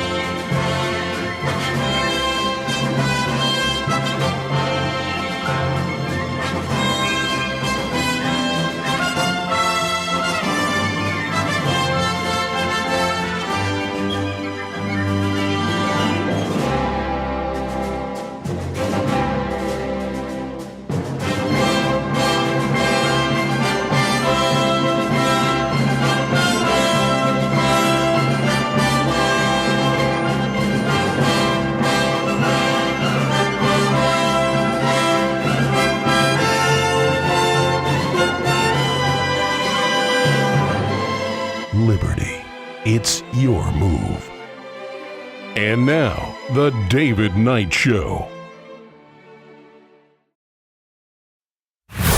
If you like the Eagles, on a dark desert highway, the Cars, and Huey Lewis in the News, they say the heart of rock and roll is still beating. you'll love the Classic Hits channel at APS Radio. Download our app or listen now at apsradio.com. Joining us now is Dan Doyle. He is someone who has decades of experience in the oil industry, has started a couple of companies himself, and he has written some op-ed pieces about what may be happening in Venezuela, what may not be happening in Venezuela. But I thought it'd be very interesting to get a perspective from that. And of course, he knows some petroleum engineers in Venezuela as well. He wrote a joint op-ed piece with a petroleum engineer from Venezuela about what is needed down there. But I think it's also interesting to take a look, step back and take a look at the oil industry itself. And I think that he's got a very interesting personal story as well. He wrote a book of roughnecks and, help me here, Dan, so of roughnecks and riches. Yeah, that's the other part we want to make sure we get. It's the riches that are there. Yeah, well, we hope, right? Yeah, so that's his book of roughnecks and riches, and his name is Dan Doyle. Thank you for joining us, Dan. Thanks, David. Sure appreciate it. Tell me a little bit about how somebody who has, saw a little bit about your biography. You're a film school graduate. How did you get into the oil industry? That sounds like a story. Well, I started in the oil industry. Then I started out with the study geology undergraduate and down at Pittsburgh, University of Pittsburgh. And I was down in Texas drilling wells. So a group of guys from the steel business said, "Hey, here's a young kid. He'll get us started in the oil business." So I went down, and I was acting more as a operator than a geologist. But we were drilling outside of Abilene, and it was going well. But then we went into the cyclical decline in the 80s. Mm-hmm. So I'm dating myself, but it was in the 80s. Well, I remember that time well. Yeah. Oh, terrible. And we did, it was such a, if you go back into the 70s, a little bit like now, it was a big oil shock. I think there were a couple of them. And everybody got into business. Everybody. The rig count was, in the 79, 80 era, rig count was 5,000. It was all verticals then, so you need a lot of rigs. But everybody was getting into it, all sorts of investor programs. It's funny when you're looking over an area, especially out west now, you see all these wells that were drilled back during this time. And it was just sort of a boom. And when the boom came off is about when I was getting started. And gradually oil price, a good price then was 25, but it was trickling down and down and down. And finally it was a bust. And I waited around Texas for a year or so. A young guy, are we going to go or not go? What should we do? Finally, there was nothing left. I moved back home to the Pittsburgh area, and a friend of mine, kind-hearted friend of mine, started giving me work producing his commercials. So whatever, something to do, And so I'm doing that, and I'm thinking, oh man, I could do this for a living if oil never comes back. And so I ended up at NYU's New York University's graduate film school, and I kicked around in the movie business for a while. I had some success, I was at Sundance, that kind of thing, had an agent and all that, but it wasn't for me. I just, the sleeping on floor things, and ideologically, I probably was a misfit. Oh yeah. And and so met some great people though, and eventually I started I thought, okay, enough. So I scrapped together with little money I had and didn't have, and started a rental company up. And I started buying equipment and renting it out to movies and commercials and a little bit of construction work, and got into cameras and generators. We got pretty big. And I used that to leverage my way then to get finally back in the oil business. Wow. And that was to start a frac company. And it just absolutely went off the rails. It was just the worst time because, just the same way that, the 79, 80 boom pushed a bust that I got caught up in. Now I got caught up. I started this in 2008, the frac company. I got caught up in the global financial, recession. and where the banks were failing and too big to fail. Great book, the Andrew Ross Sorkin, and got caught up in that. And it was just a son of a bitch, excuse me, but trying to get this thing going. I bet. And just craziness. You know, guy pulls a knife on me in a trailer, and he's my builder. So I just gave a $250,000. Just crazy. And then these crazy partners, and I'd written scripts to make a little bit of money, and I started thinking, my God, I think I'm living a movie. And so I started taking notes, and eventually got around to writing the book. And so that came out a couple months ago, but it's called Roughnecks and Riches, a startup in the Great American Fracking Boom.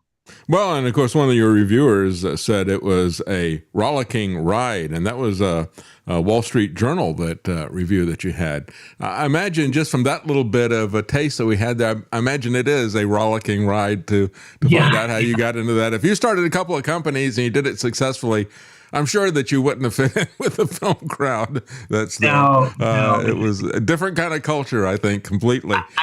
I get a kick out of, and I like a lot of these guys, but I get a kick out of, the awards. There's always somebody patting someone on the back, or always an award. It's always about their bravery. But in the film business, you're in such an echo chamber.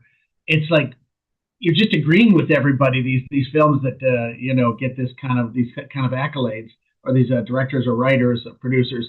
And truthfully, the real courage would be a conservative trying to make a movie in Hollywood. There's not a chance. As soon as you go there, I'm a big fan of James Woods. I loved his movies. And, it'd be like Oil and Water, wouldn't it? yeah. But there's a guy that just shot himself in the head when he came out with his own opinions because they just won't have him, and he knew it. Yeah. He knew it. But, and he was a great actor. Well, when I look at the Oscars and things like that, what it reminds me of are these cliques that you used to see in high school, when they'd vote for people for prom queen and that type of thing.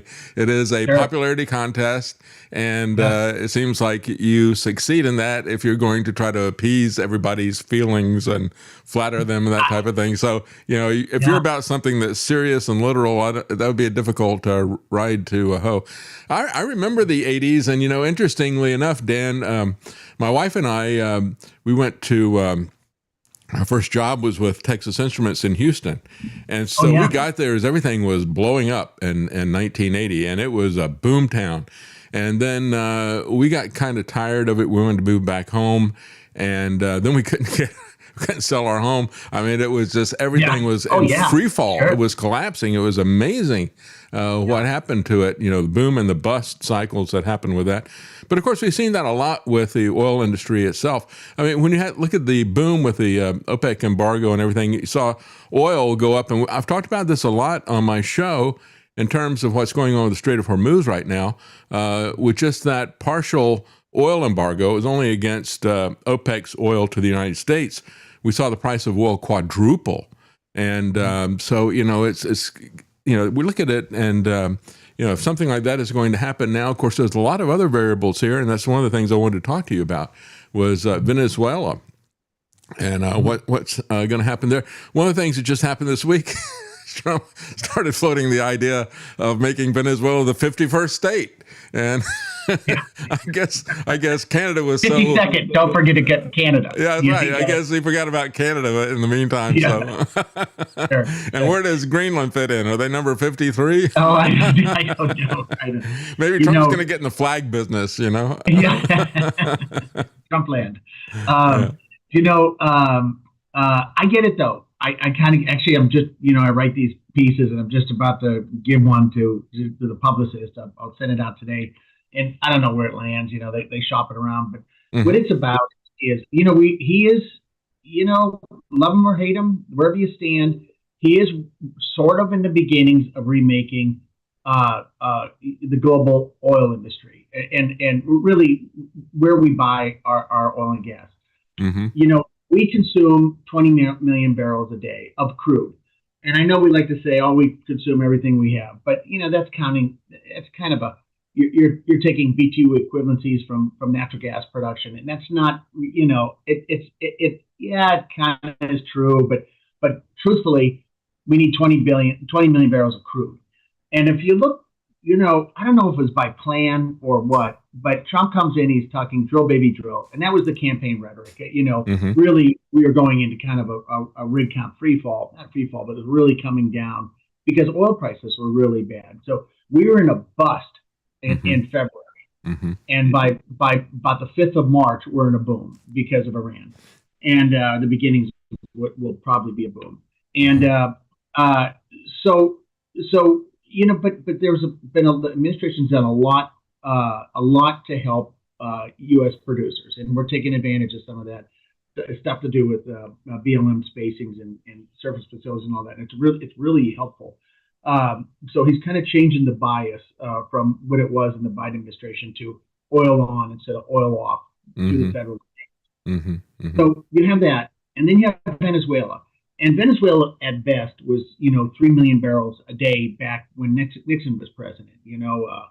And it's down to about 1 million barrels a day.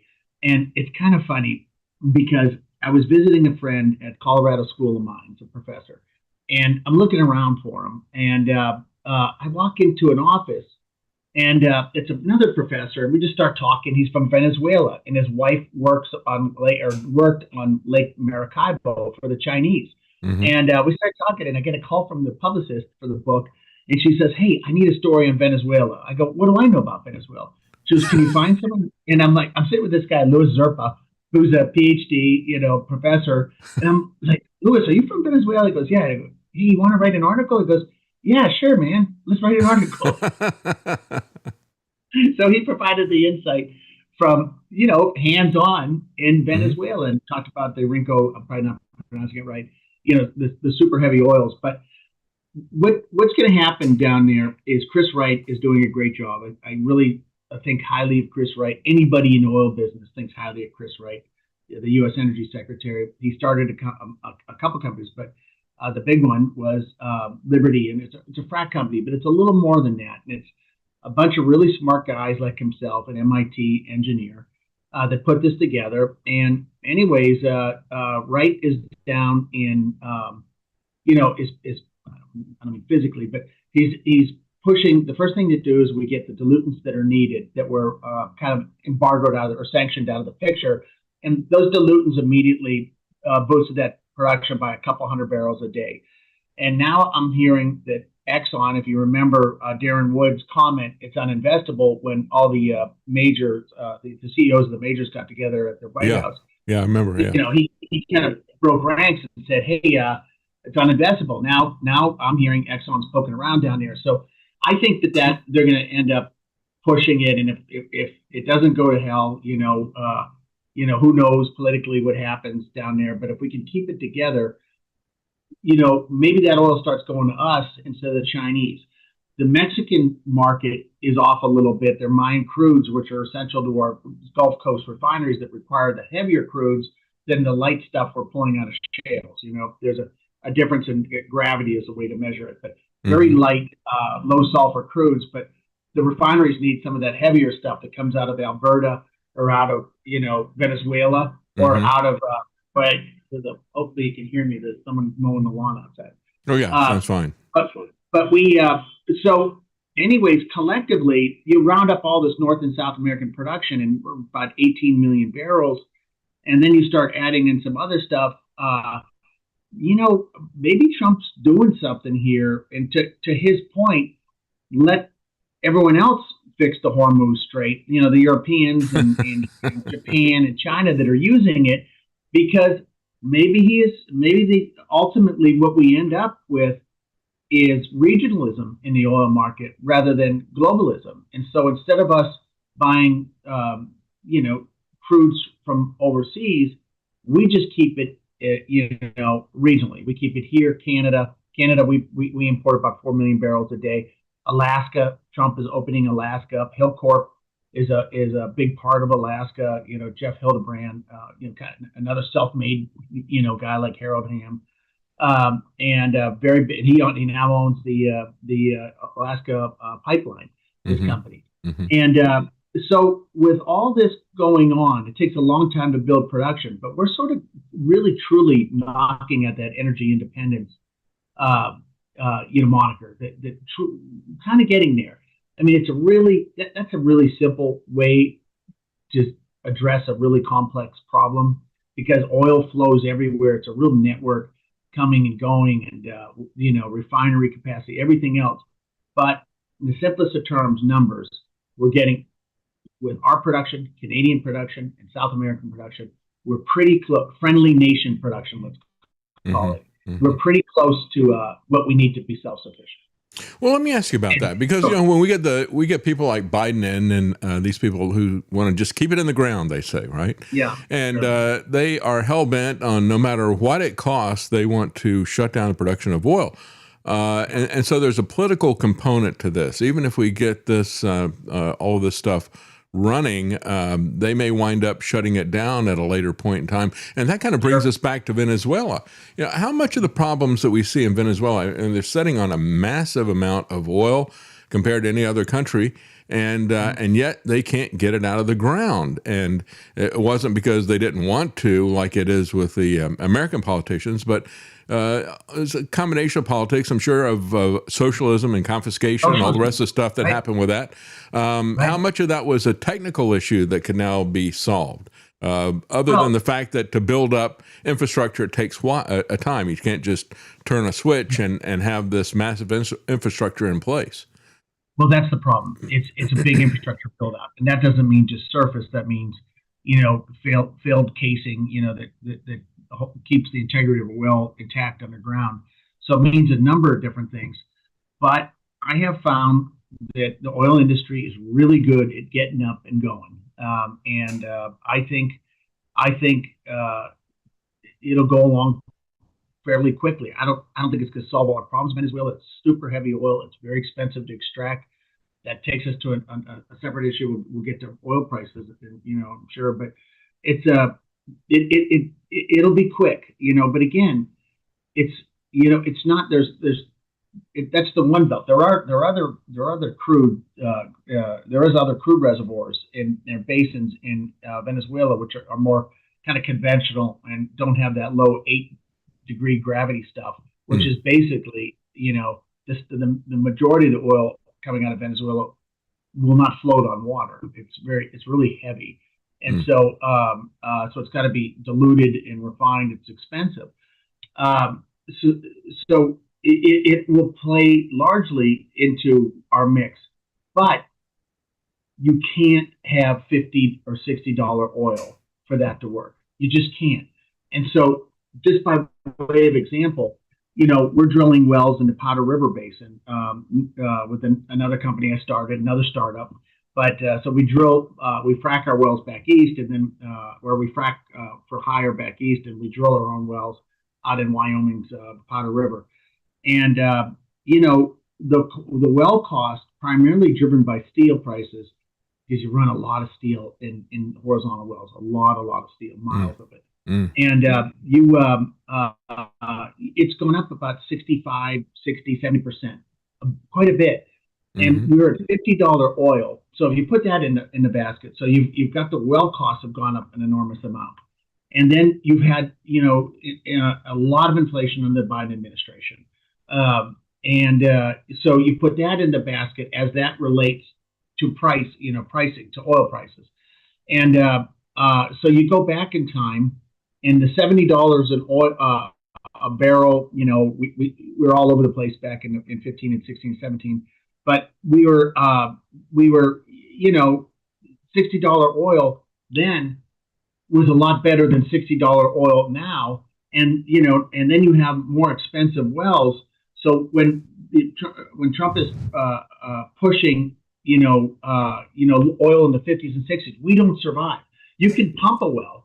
You can pump an existing well based on what your lease operating costs are, what it costs to lift and transport a barrel of oil. You can do that.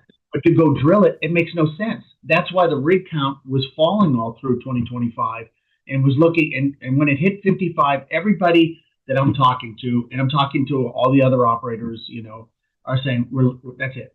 We're laying down. Harold Hamm up in the Bakken has never stopped drilling for 30 years. And finally, I think it was in January, said, that's it. We're laying rigs down. We can't make money here. So you can't have energy independence without a decent energy price. So I don't think anyone in my industry wants to see $100 oil because it's disruptive.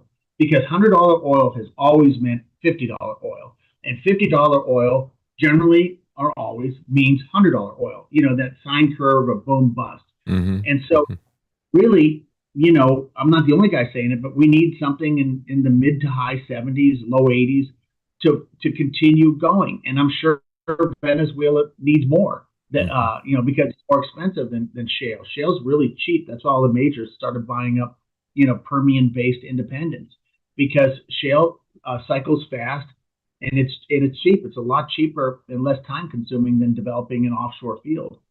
So that's why there's been a shift to it. But we can't survive at that.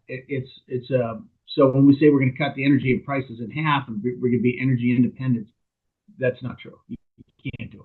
Well, it is truly amazing. And you see this boom and bust cycle, and it's always political. I mean, it's either an embargo or it is centralized control and central planning that is killing the thing, or it's a war that is causing it to go up or something like that. But it always goes back to political.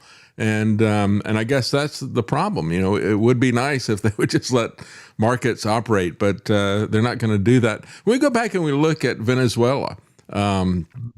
So tell us a little bit about the political history of the wells from your perspective happening down there. I'm sorry, the political history? Yeah, the political perspective. You know, there was a lot of oil company assets that were seized by the Marxists down there and that type of thing. And you know, what was left in terms of engineers and people who could actually produce something? Did that drive them all out and to go to other countries and that time? I know the oil companies themselves had their products seized, but what about the infrastructure of personnel that were there? Your friend who's a PhD in petroleum.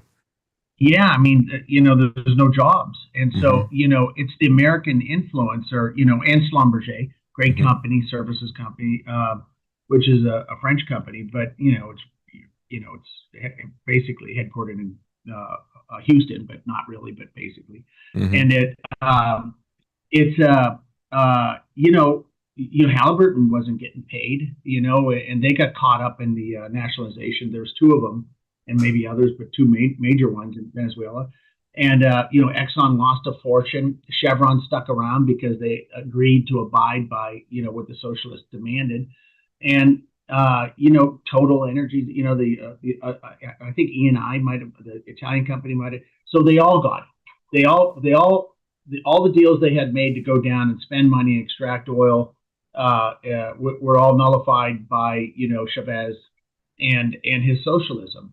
And what happened is you had a 3 million barrel a day country go to, sub 1 million barrels a day.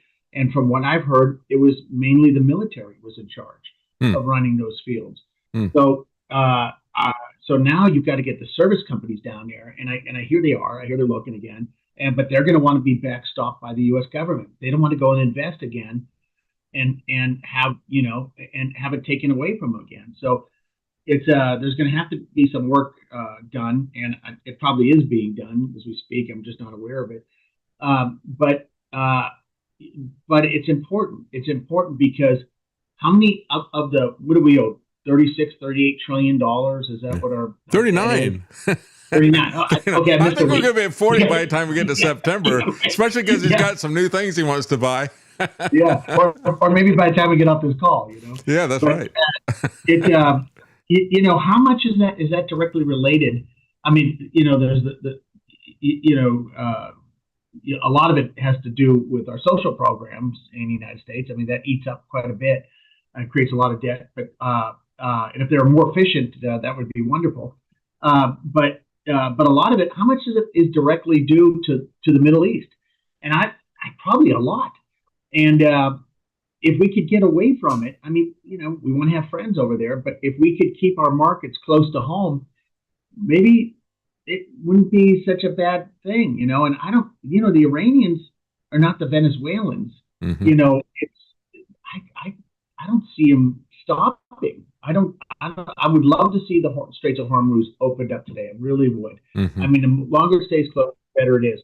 But I also don't want to see the world go recessionary.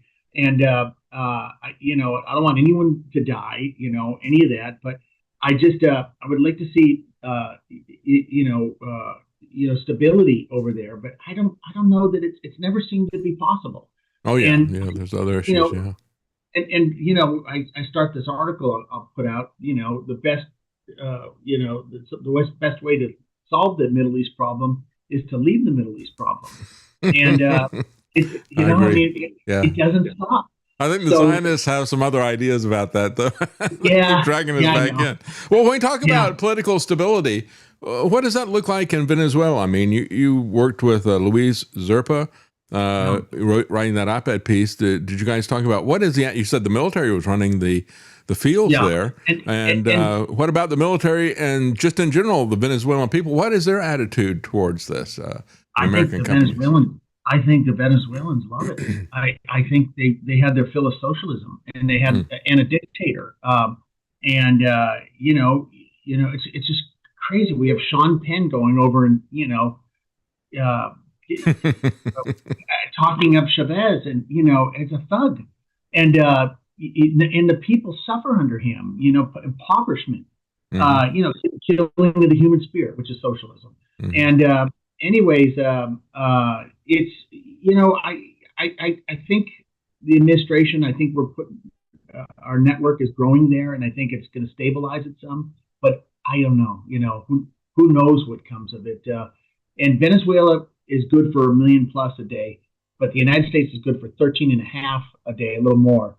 And my concern is what happens in 2028 when there's another presidential election. What happens, if Trump doesn't, or if Republicans don't prevail and keep the House, we're just going to go to standard playbook of impeachments, and that's disruptive. They'll try to impeach him again, and all of that theater.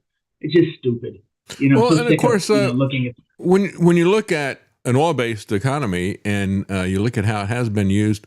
I mean, they're coming after Volkswagen again. This time it's coming out of Europe instead of out of America, hitting them with nearly $2 billion in fines because they're not getting their corporate average fuel economy up, or whatever the European equivalent is of that. So you've got these European countries, which I don't put the Democrat Party in that same basket. It's almost like a suicidal death watch in terms of energy. They want to shut that all down and prohibit it. And so there's that kind of political instability that's here at home, in addition to like Venezuela. But you're talking about the people are tired of living under socialism. I imagine that they are, and they would like to see some jobs and economic activity. But what about the military that was running the oil fields prior to that? I don't know. I don't know what's being done. I would guess if Exxon and Chevron has always been there, but they're increasing their presence. I'm just citing what I've read. So I would say that there's something in place that's going to allow Halliburton and Schlumberger and other big service companies to get in there, and for the military to cooperate. But we all know the only person gone from Venezuela is Maduro. Everyone else is in place, so it's kind of hard to say what happens. I think the longer we're there with peace, the greater the U.S. influence is, at least in the energy business, and hopefully the greater production results from it. But what I was getting at before is back in the States when Biden was elected. The first thing he does is he immediately attacks fossil fuels. We couldn't lease federal lands, for a couple of years, or it might have been a little shorter than that. But there's a mandatory Minerals Act from like 1914, whatever it is. Mandates. There's it's a law that every quarter there are BLM lease sales. Biden comes in and cancels it.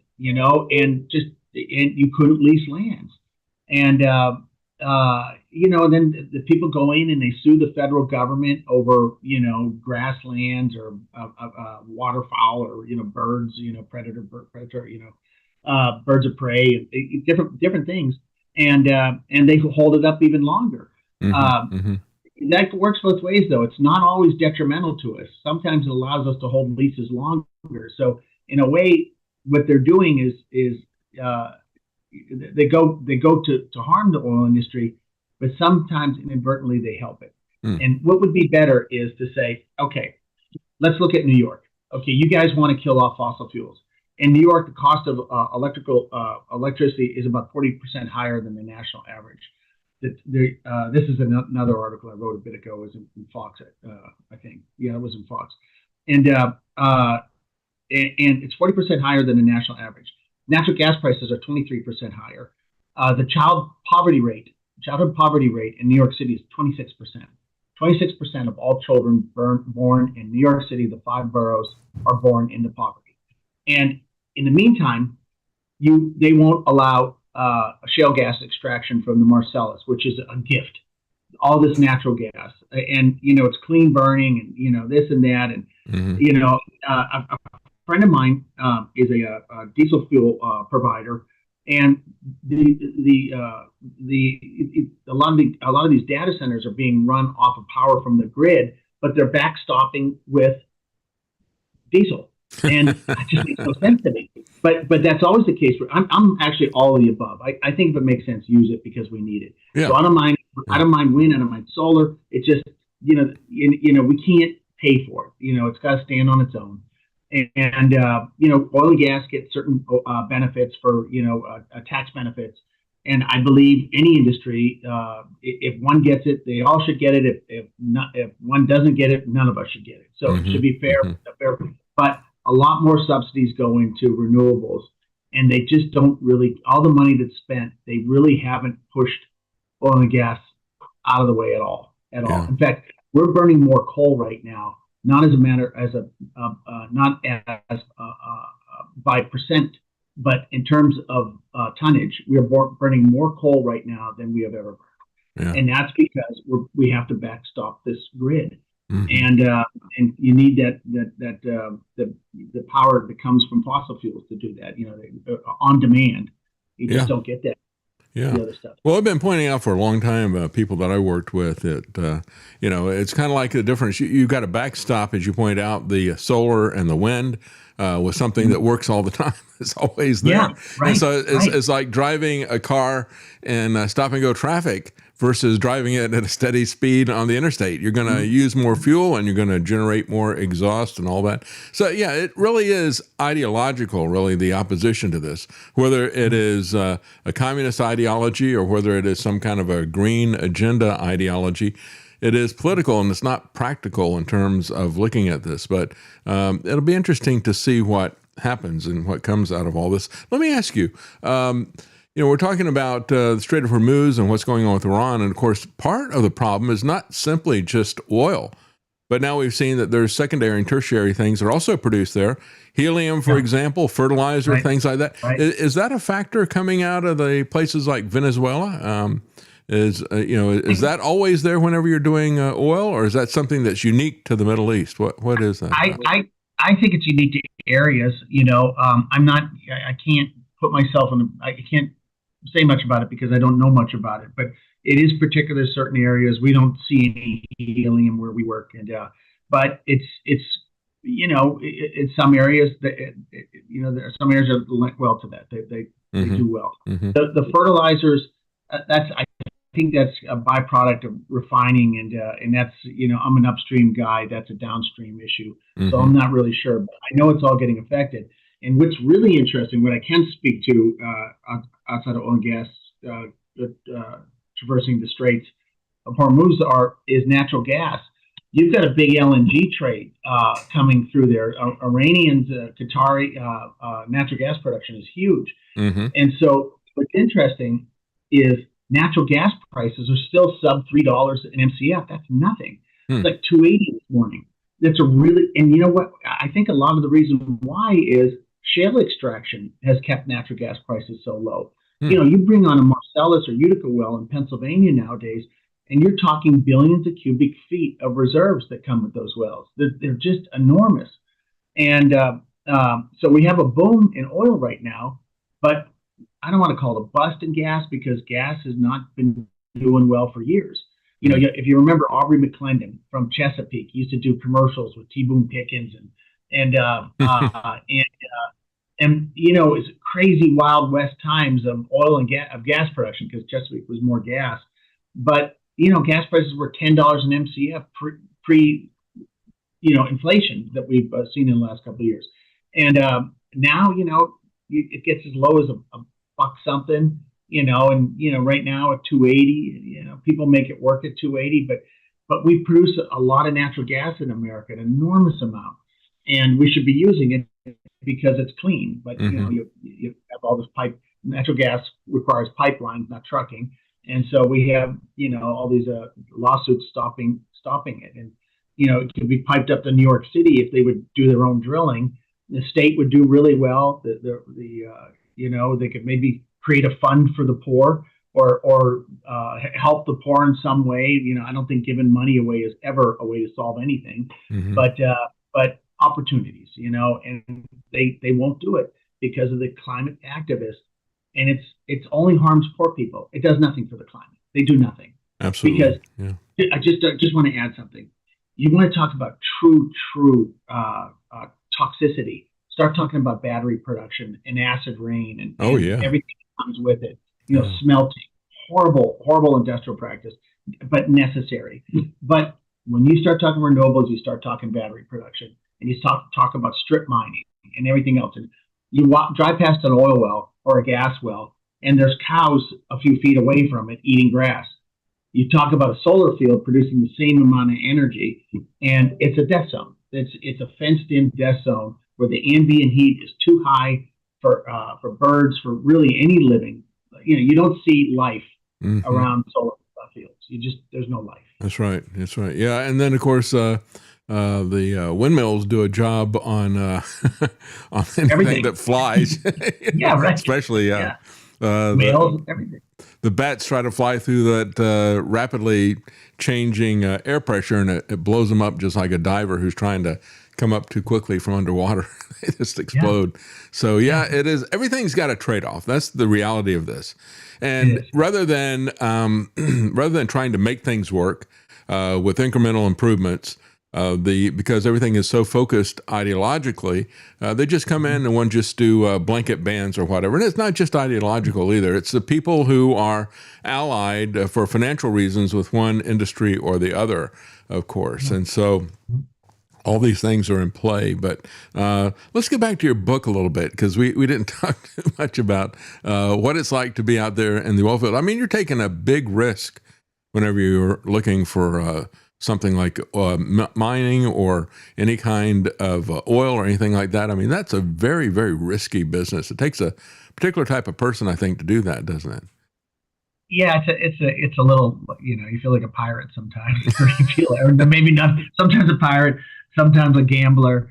But you try to risk off as much as you can, and there's a lot of really smart engineers, and financial people that have gotten together and found a way. But you never know. We're fracking a well right now in Wyoming. We had an issue, and it could have been really, really expensive, and really expensive with oil and gas wells is, you're touching, millions of dollars, really expensive. It's not $10,000. It gets really out of hand quickly. And so there's always worries like that. I tell you though, it's, for me, when I decided to do it, I was actually an English major in econ my freshman year of college, kicking around. Back then, you could go to college and not know what the hell you're going to do, and now you can't. And so I was. Now you get a degree, and you don't know what the hell you're going to do after you get the degree. Yeah, right. Yeah. And so, anyways, my dad wasn't a rich guy; he's just a hardworking guy with 7 kids, and a good friend of his who was a rich guy. They pooled their money, and they went and drilled a shallow Pennsylvania oil well, and they really wanted to do it. And I started coming home on weekends. I grew up in Erie, and I started coming home from Pittsburgh on weekends. And we'd all get in this, 7 kids, a couple dogs, and my dad and his partner, my mother, and we'd all go to the well. And we would, screw around the well, And I'm like, my God, this is like legal. And it's like treasure hunting. This is great. And so I switched off. I changed up to a geology major and stayed in school for the remaining 3 years straight to get caught up, and then came out, and this is kind of in the book, but I came out, we started doing shallow wells. I found some investors. I actually tried to do NASD. That was the first thing I did, is I thought, well, I'm going to do these Reg D programs. So I set myself up as a broker-dealer, NASD, SEC registered broker-dealer. I went all over the country talking to, this old Dodge Duster, talking to people about, investing and getting their clients to invest in it. And I found a guy out in Denver to drill, and he'd let me drill with her, and I said, it was a company called Bellwether Exploration, a great guy, George Aubrey, on 17th Street in Denver, which used to be the Western oil hub. Still a little bit of it, but not so much anymore. And he goes, okay, I'll let you buy into these wells, and how much are you going to raise? And I'm like, I'm going to raise $2 million. And so I go away for 3 months, and I come back, and I raise like $175,000. And he's like, oh man, you're killing me. But he let me, he took the money anyways. And that's kind of the start. And then I started drilling shallow wells with some guys in the steel business who backed it. And they said, hey, go to Texas and let's go after some bigger reserves. And I kind of talked about that. I went down to Abilene, and we were drilling, and then hit a horrible downturn. And, did the movie thing, started company up, renting equipment to movies and commercials and other industries, and then I used that and started this company up, and found a couple operating partners, and went down to Oklahoma with some builders, and it was an absolute nightmare. It turns out we wanted a specialty blender, my partners did, and it was we didn't realize it was a patent protected part. And what we did realize, though, it was a Schlumberger patent, and these guys were stealing the parts from Schlumberger. It's funny. There's a guy, the engineer, I had to call and ask for permission. I'm like, sir, I know the patent's expired. He goes, so what? And, this guy at Schlumberger. And I'm like, can we just do one? Because we're so far down this road. He goes, no, I don't see it.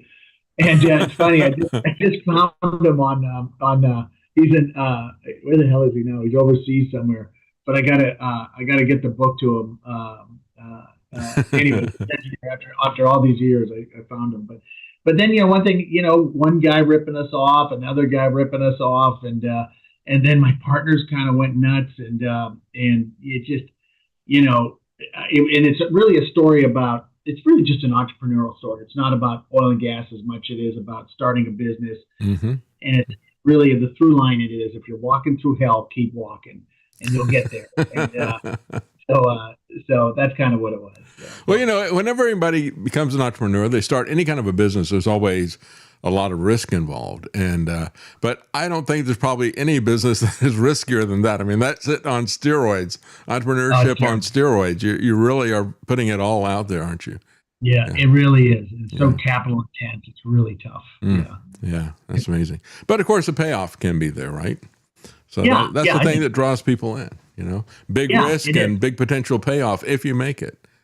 Yeah, that's right. And it's a great group of people. It's it's a brother and sisterhood.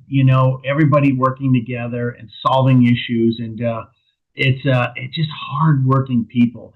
And what's crazy is we get so attacked from the hard left. Not everybody. I've got plenty of Democrats that are realize we need it, but we go out there and you're on a job site, and there's white guys, there's Mexican kids, there's South American kids, there's American Indians, there's a large number of black workers are out there. The guy pumping water for us now, doing all our transfers, is a great guy, black guy, and a number of his crew, the same thing. And so it's this kind of melting pot.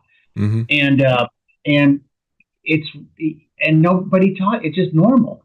And it's great. We're all working together, and all this stuff you hear about has no application, this social, this cultural stuff that, one side of the spectrum wants you to believe is true. None of it's true. It's just a great group of people working together. Mm-hmm. And, I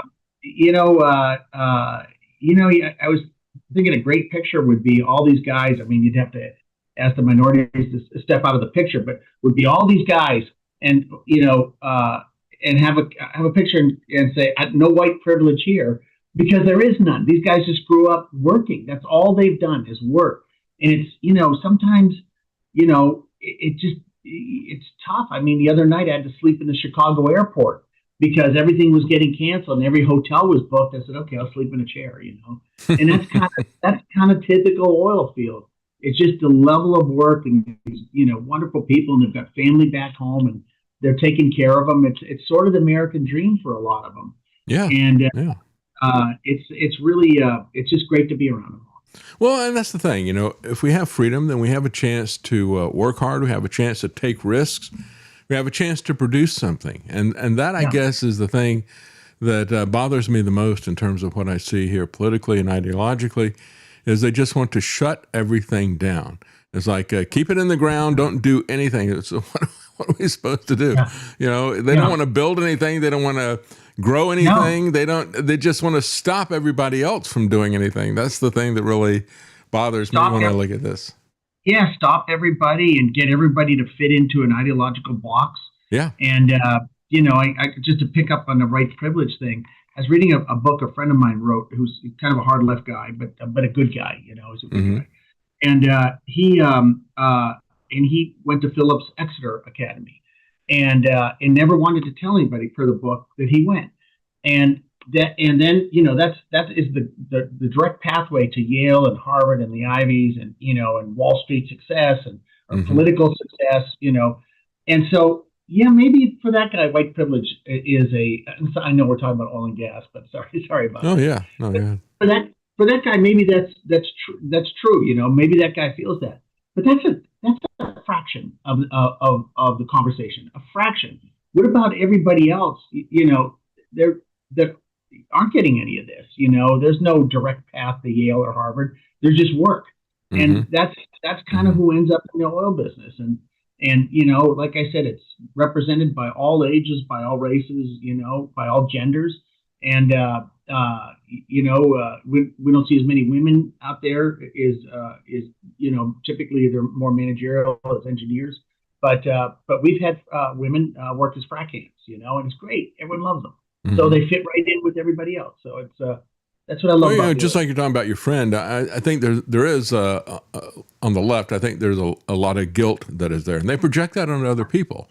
Yeah, they do. And that's the way they assuage their own guilt, is by punishing other people who probably didn't have that same kind of advantage that they had. But they're going to make themselves feel better about that to try to compensate for what they were given. Yeah, it's this sliver of people that are so privileged to have been able to afford a $100,000 grade school education, but that is not America. That's not right. America. That's not these guys. We have a Kentucky camp. A lot of our guys come out of Kentucky in the hills of Western Virginia, and these guys never got a break. They never. Nobody else gave these guys a break. They just did it on their own, and they go away from home for a long period of time. But they're just wonderful people. Just wonderful. Well, it's No Country for Old Men, right? Yeah. I never saw that movie, but I know of it. But so I don't know if that reference is appropriate or not. But the book is of Roughnecks and Riches, and probably a great story, a rollicking ride, as the Wall Street Journal pointed out, of entrepreneurship, really, and something that I think really behooves us to have a perspective that is balanced and practical when we're looking at drilling, when we're looking at mining. I've talked to miners in the last few weeks about various minerals and things like that. These can be very dirty businesses in terms of things that happen, but they are necessary, and there are ways to control that and to moderate that. And we have to be practical about this, and instead of absolutist, instead of being ideological. So it's a great story, and it'll be interesting to see what actually happens in Venezuela. And I would be all for, as I said to you before we started the interview, I said, I'm all for oil, but I'm just not for wars for oil. So it'd be nice to see if we could actually have some peace and prosperity, if we could have entrepreneurship, work, and manufacturing things, rather than all these political prohibitions and wars that are involved in all of this stuff going back and forth. But evidently, you know, when there's enough money and power in something, the political class is going to be focused on that. And that's one of the reasons why they focus on the core energy businesses that are there. But thank you so much for joining us, Dan Doyle.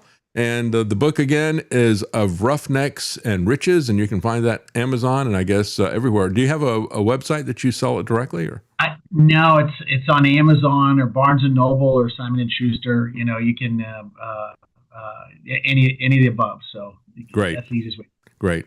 It sounds like you've had a very, very interesting life, and I hope it keeps getting interesting. Yeah. I don't know. I don't mean that as a Chinese curse either. No. Thank you very much, Dan Doyle. Yes. Thank you. Thank you, David. Thank you.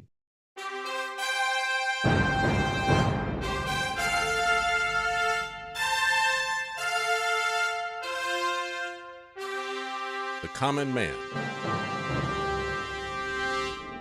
They created Common Core to dumb down our children. They created Common Pass to track and control us. Their Commons Project to make sure the commoners own nothing. And the communist future. They see the common man as simple, unsophisticated, ordinary. But each of us has worth and dignity created in the image of God.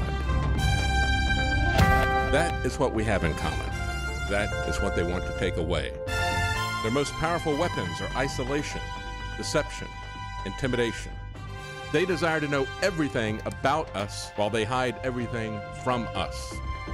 It's time to turn that around and expose what they want to hide. Please share the information and links you'll find at thedavidknightshow.com. Thank you for listening. Thank you for sharing.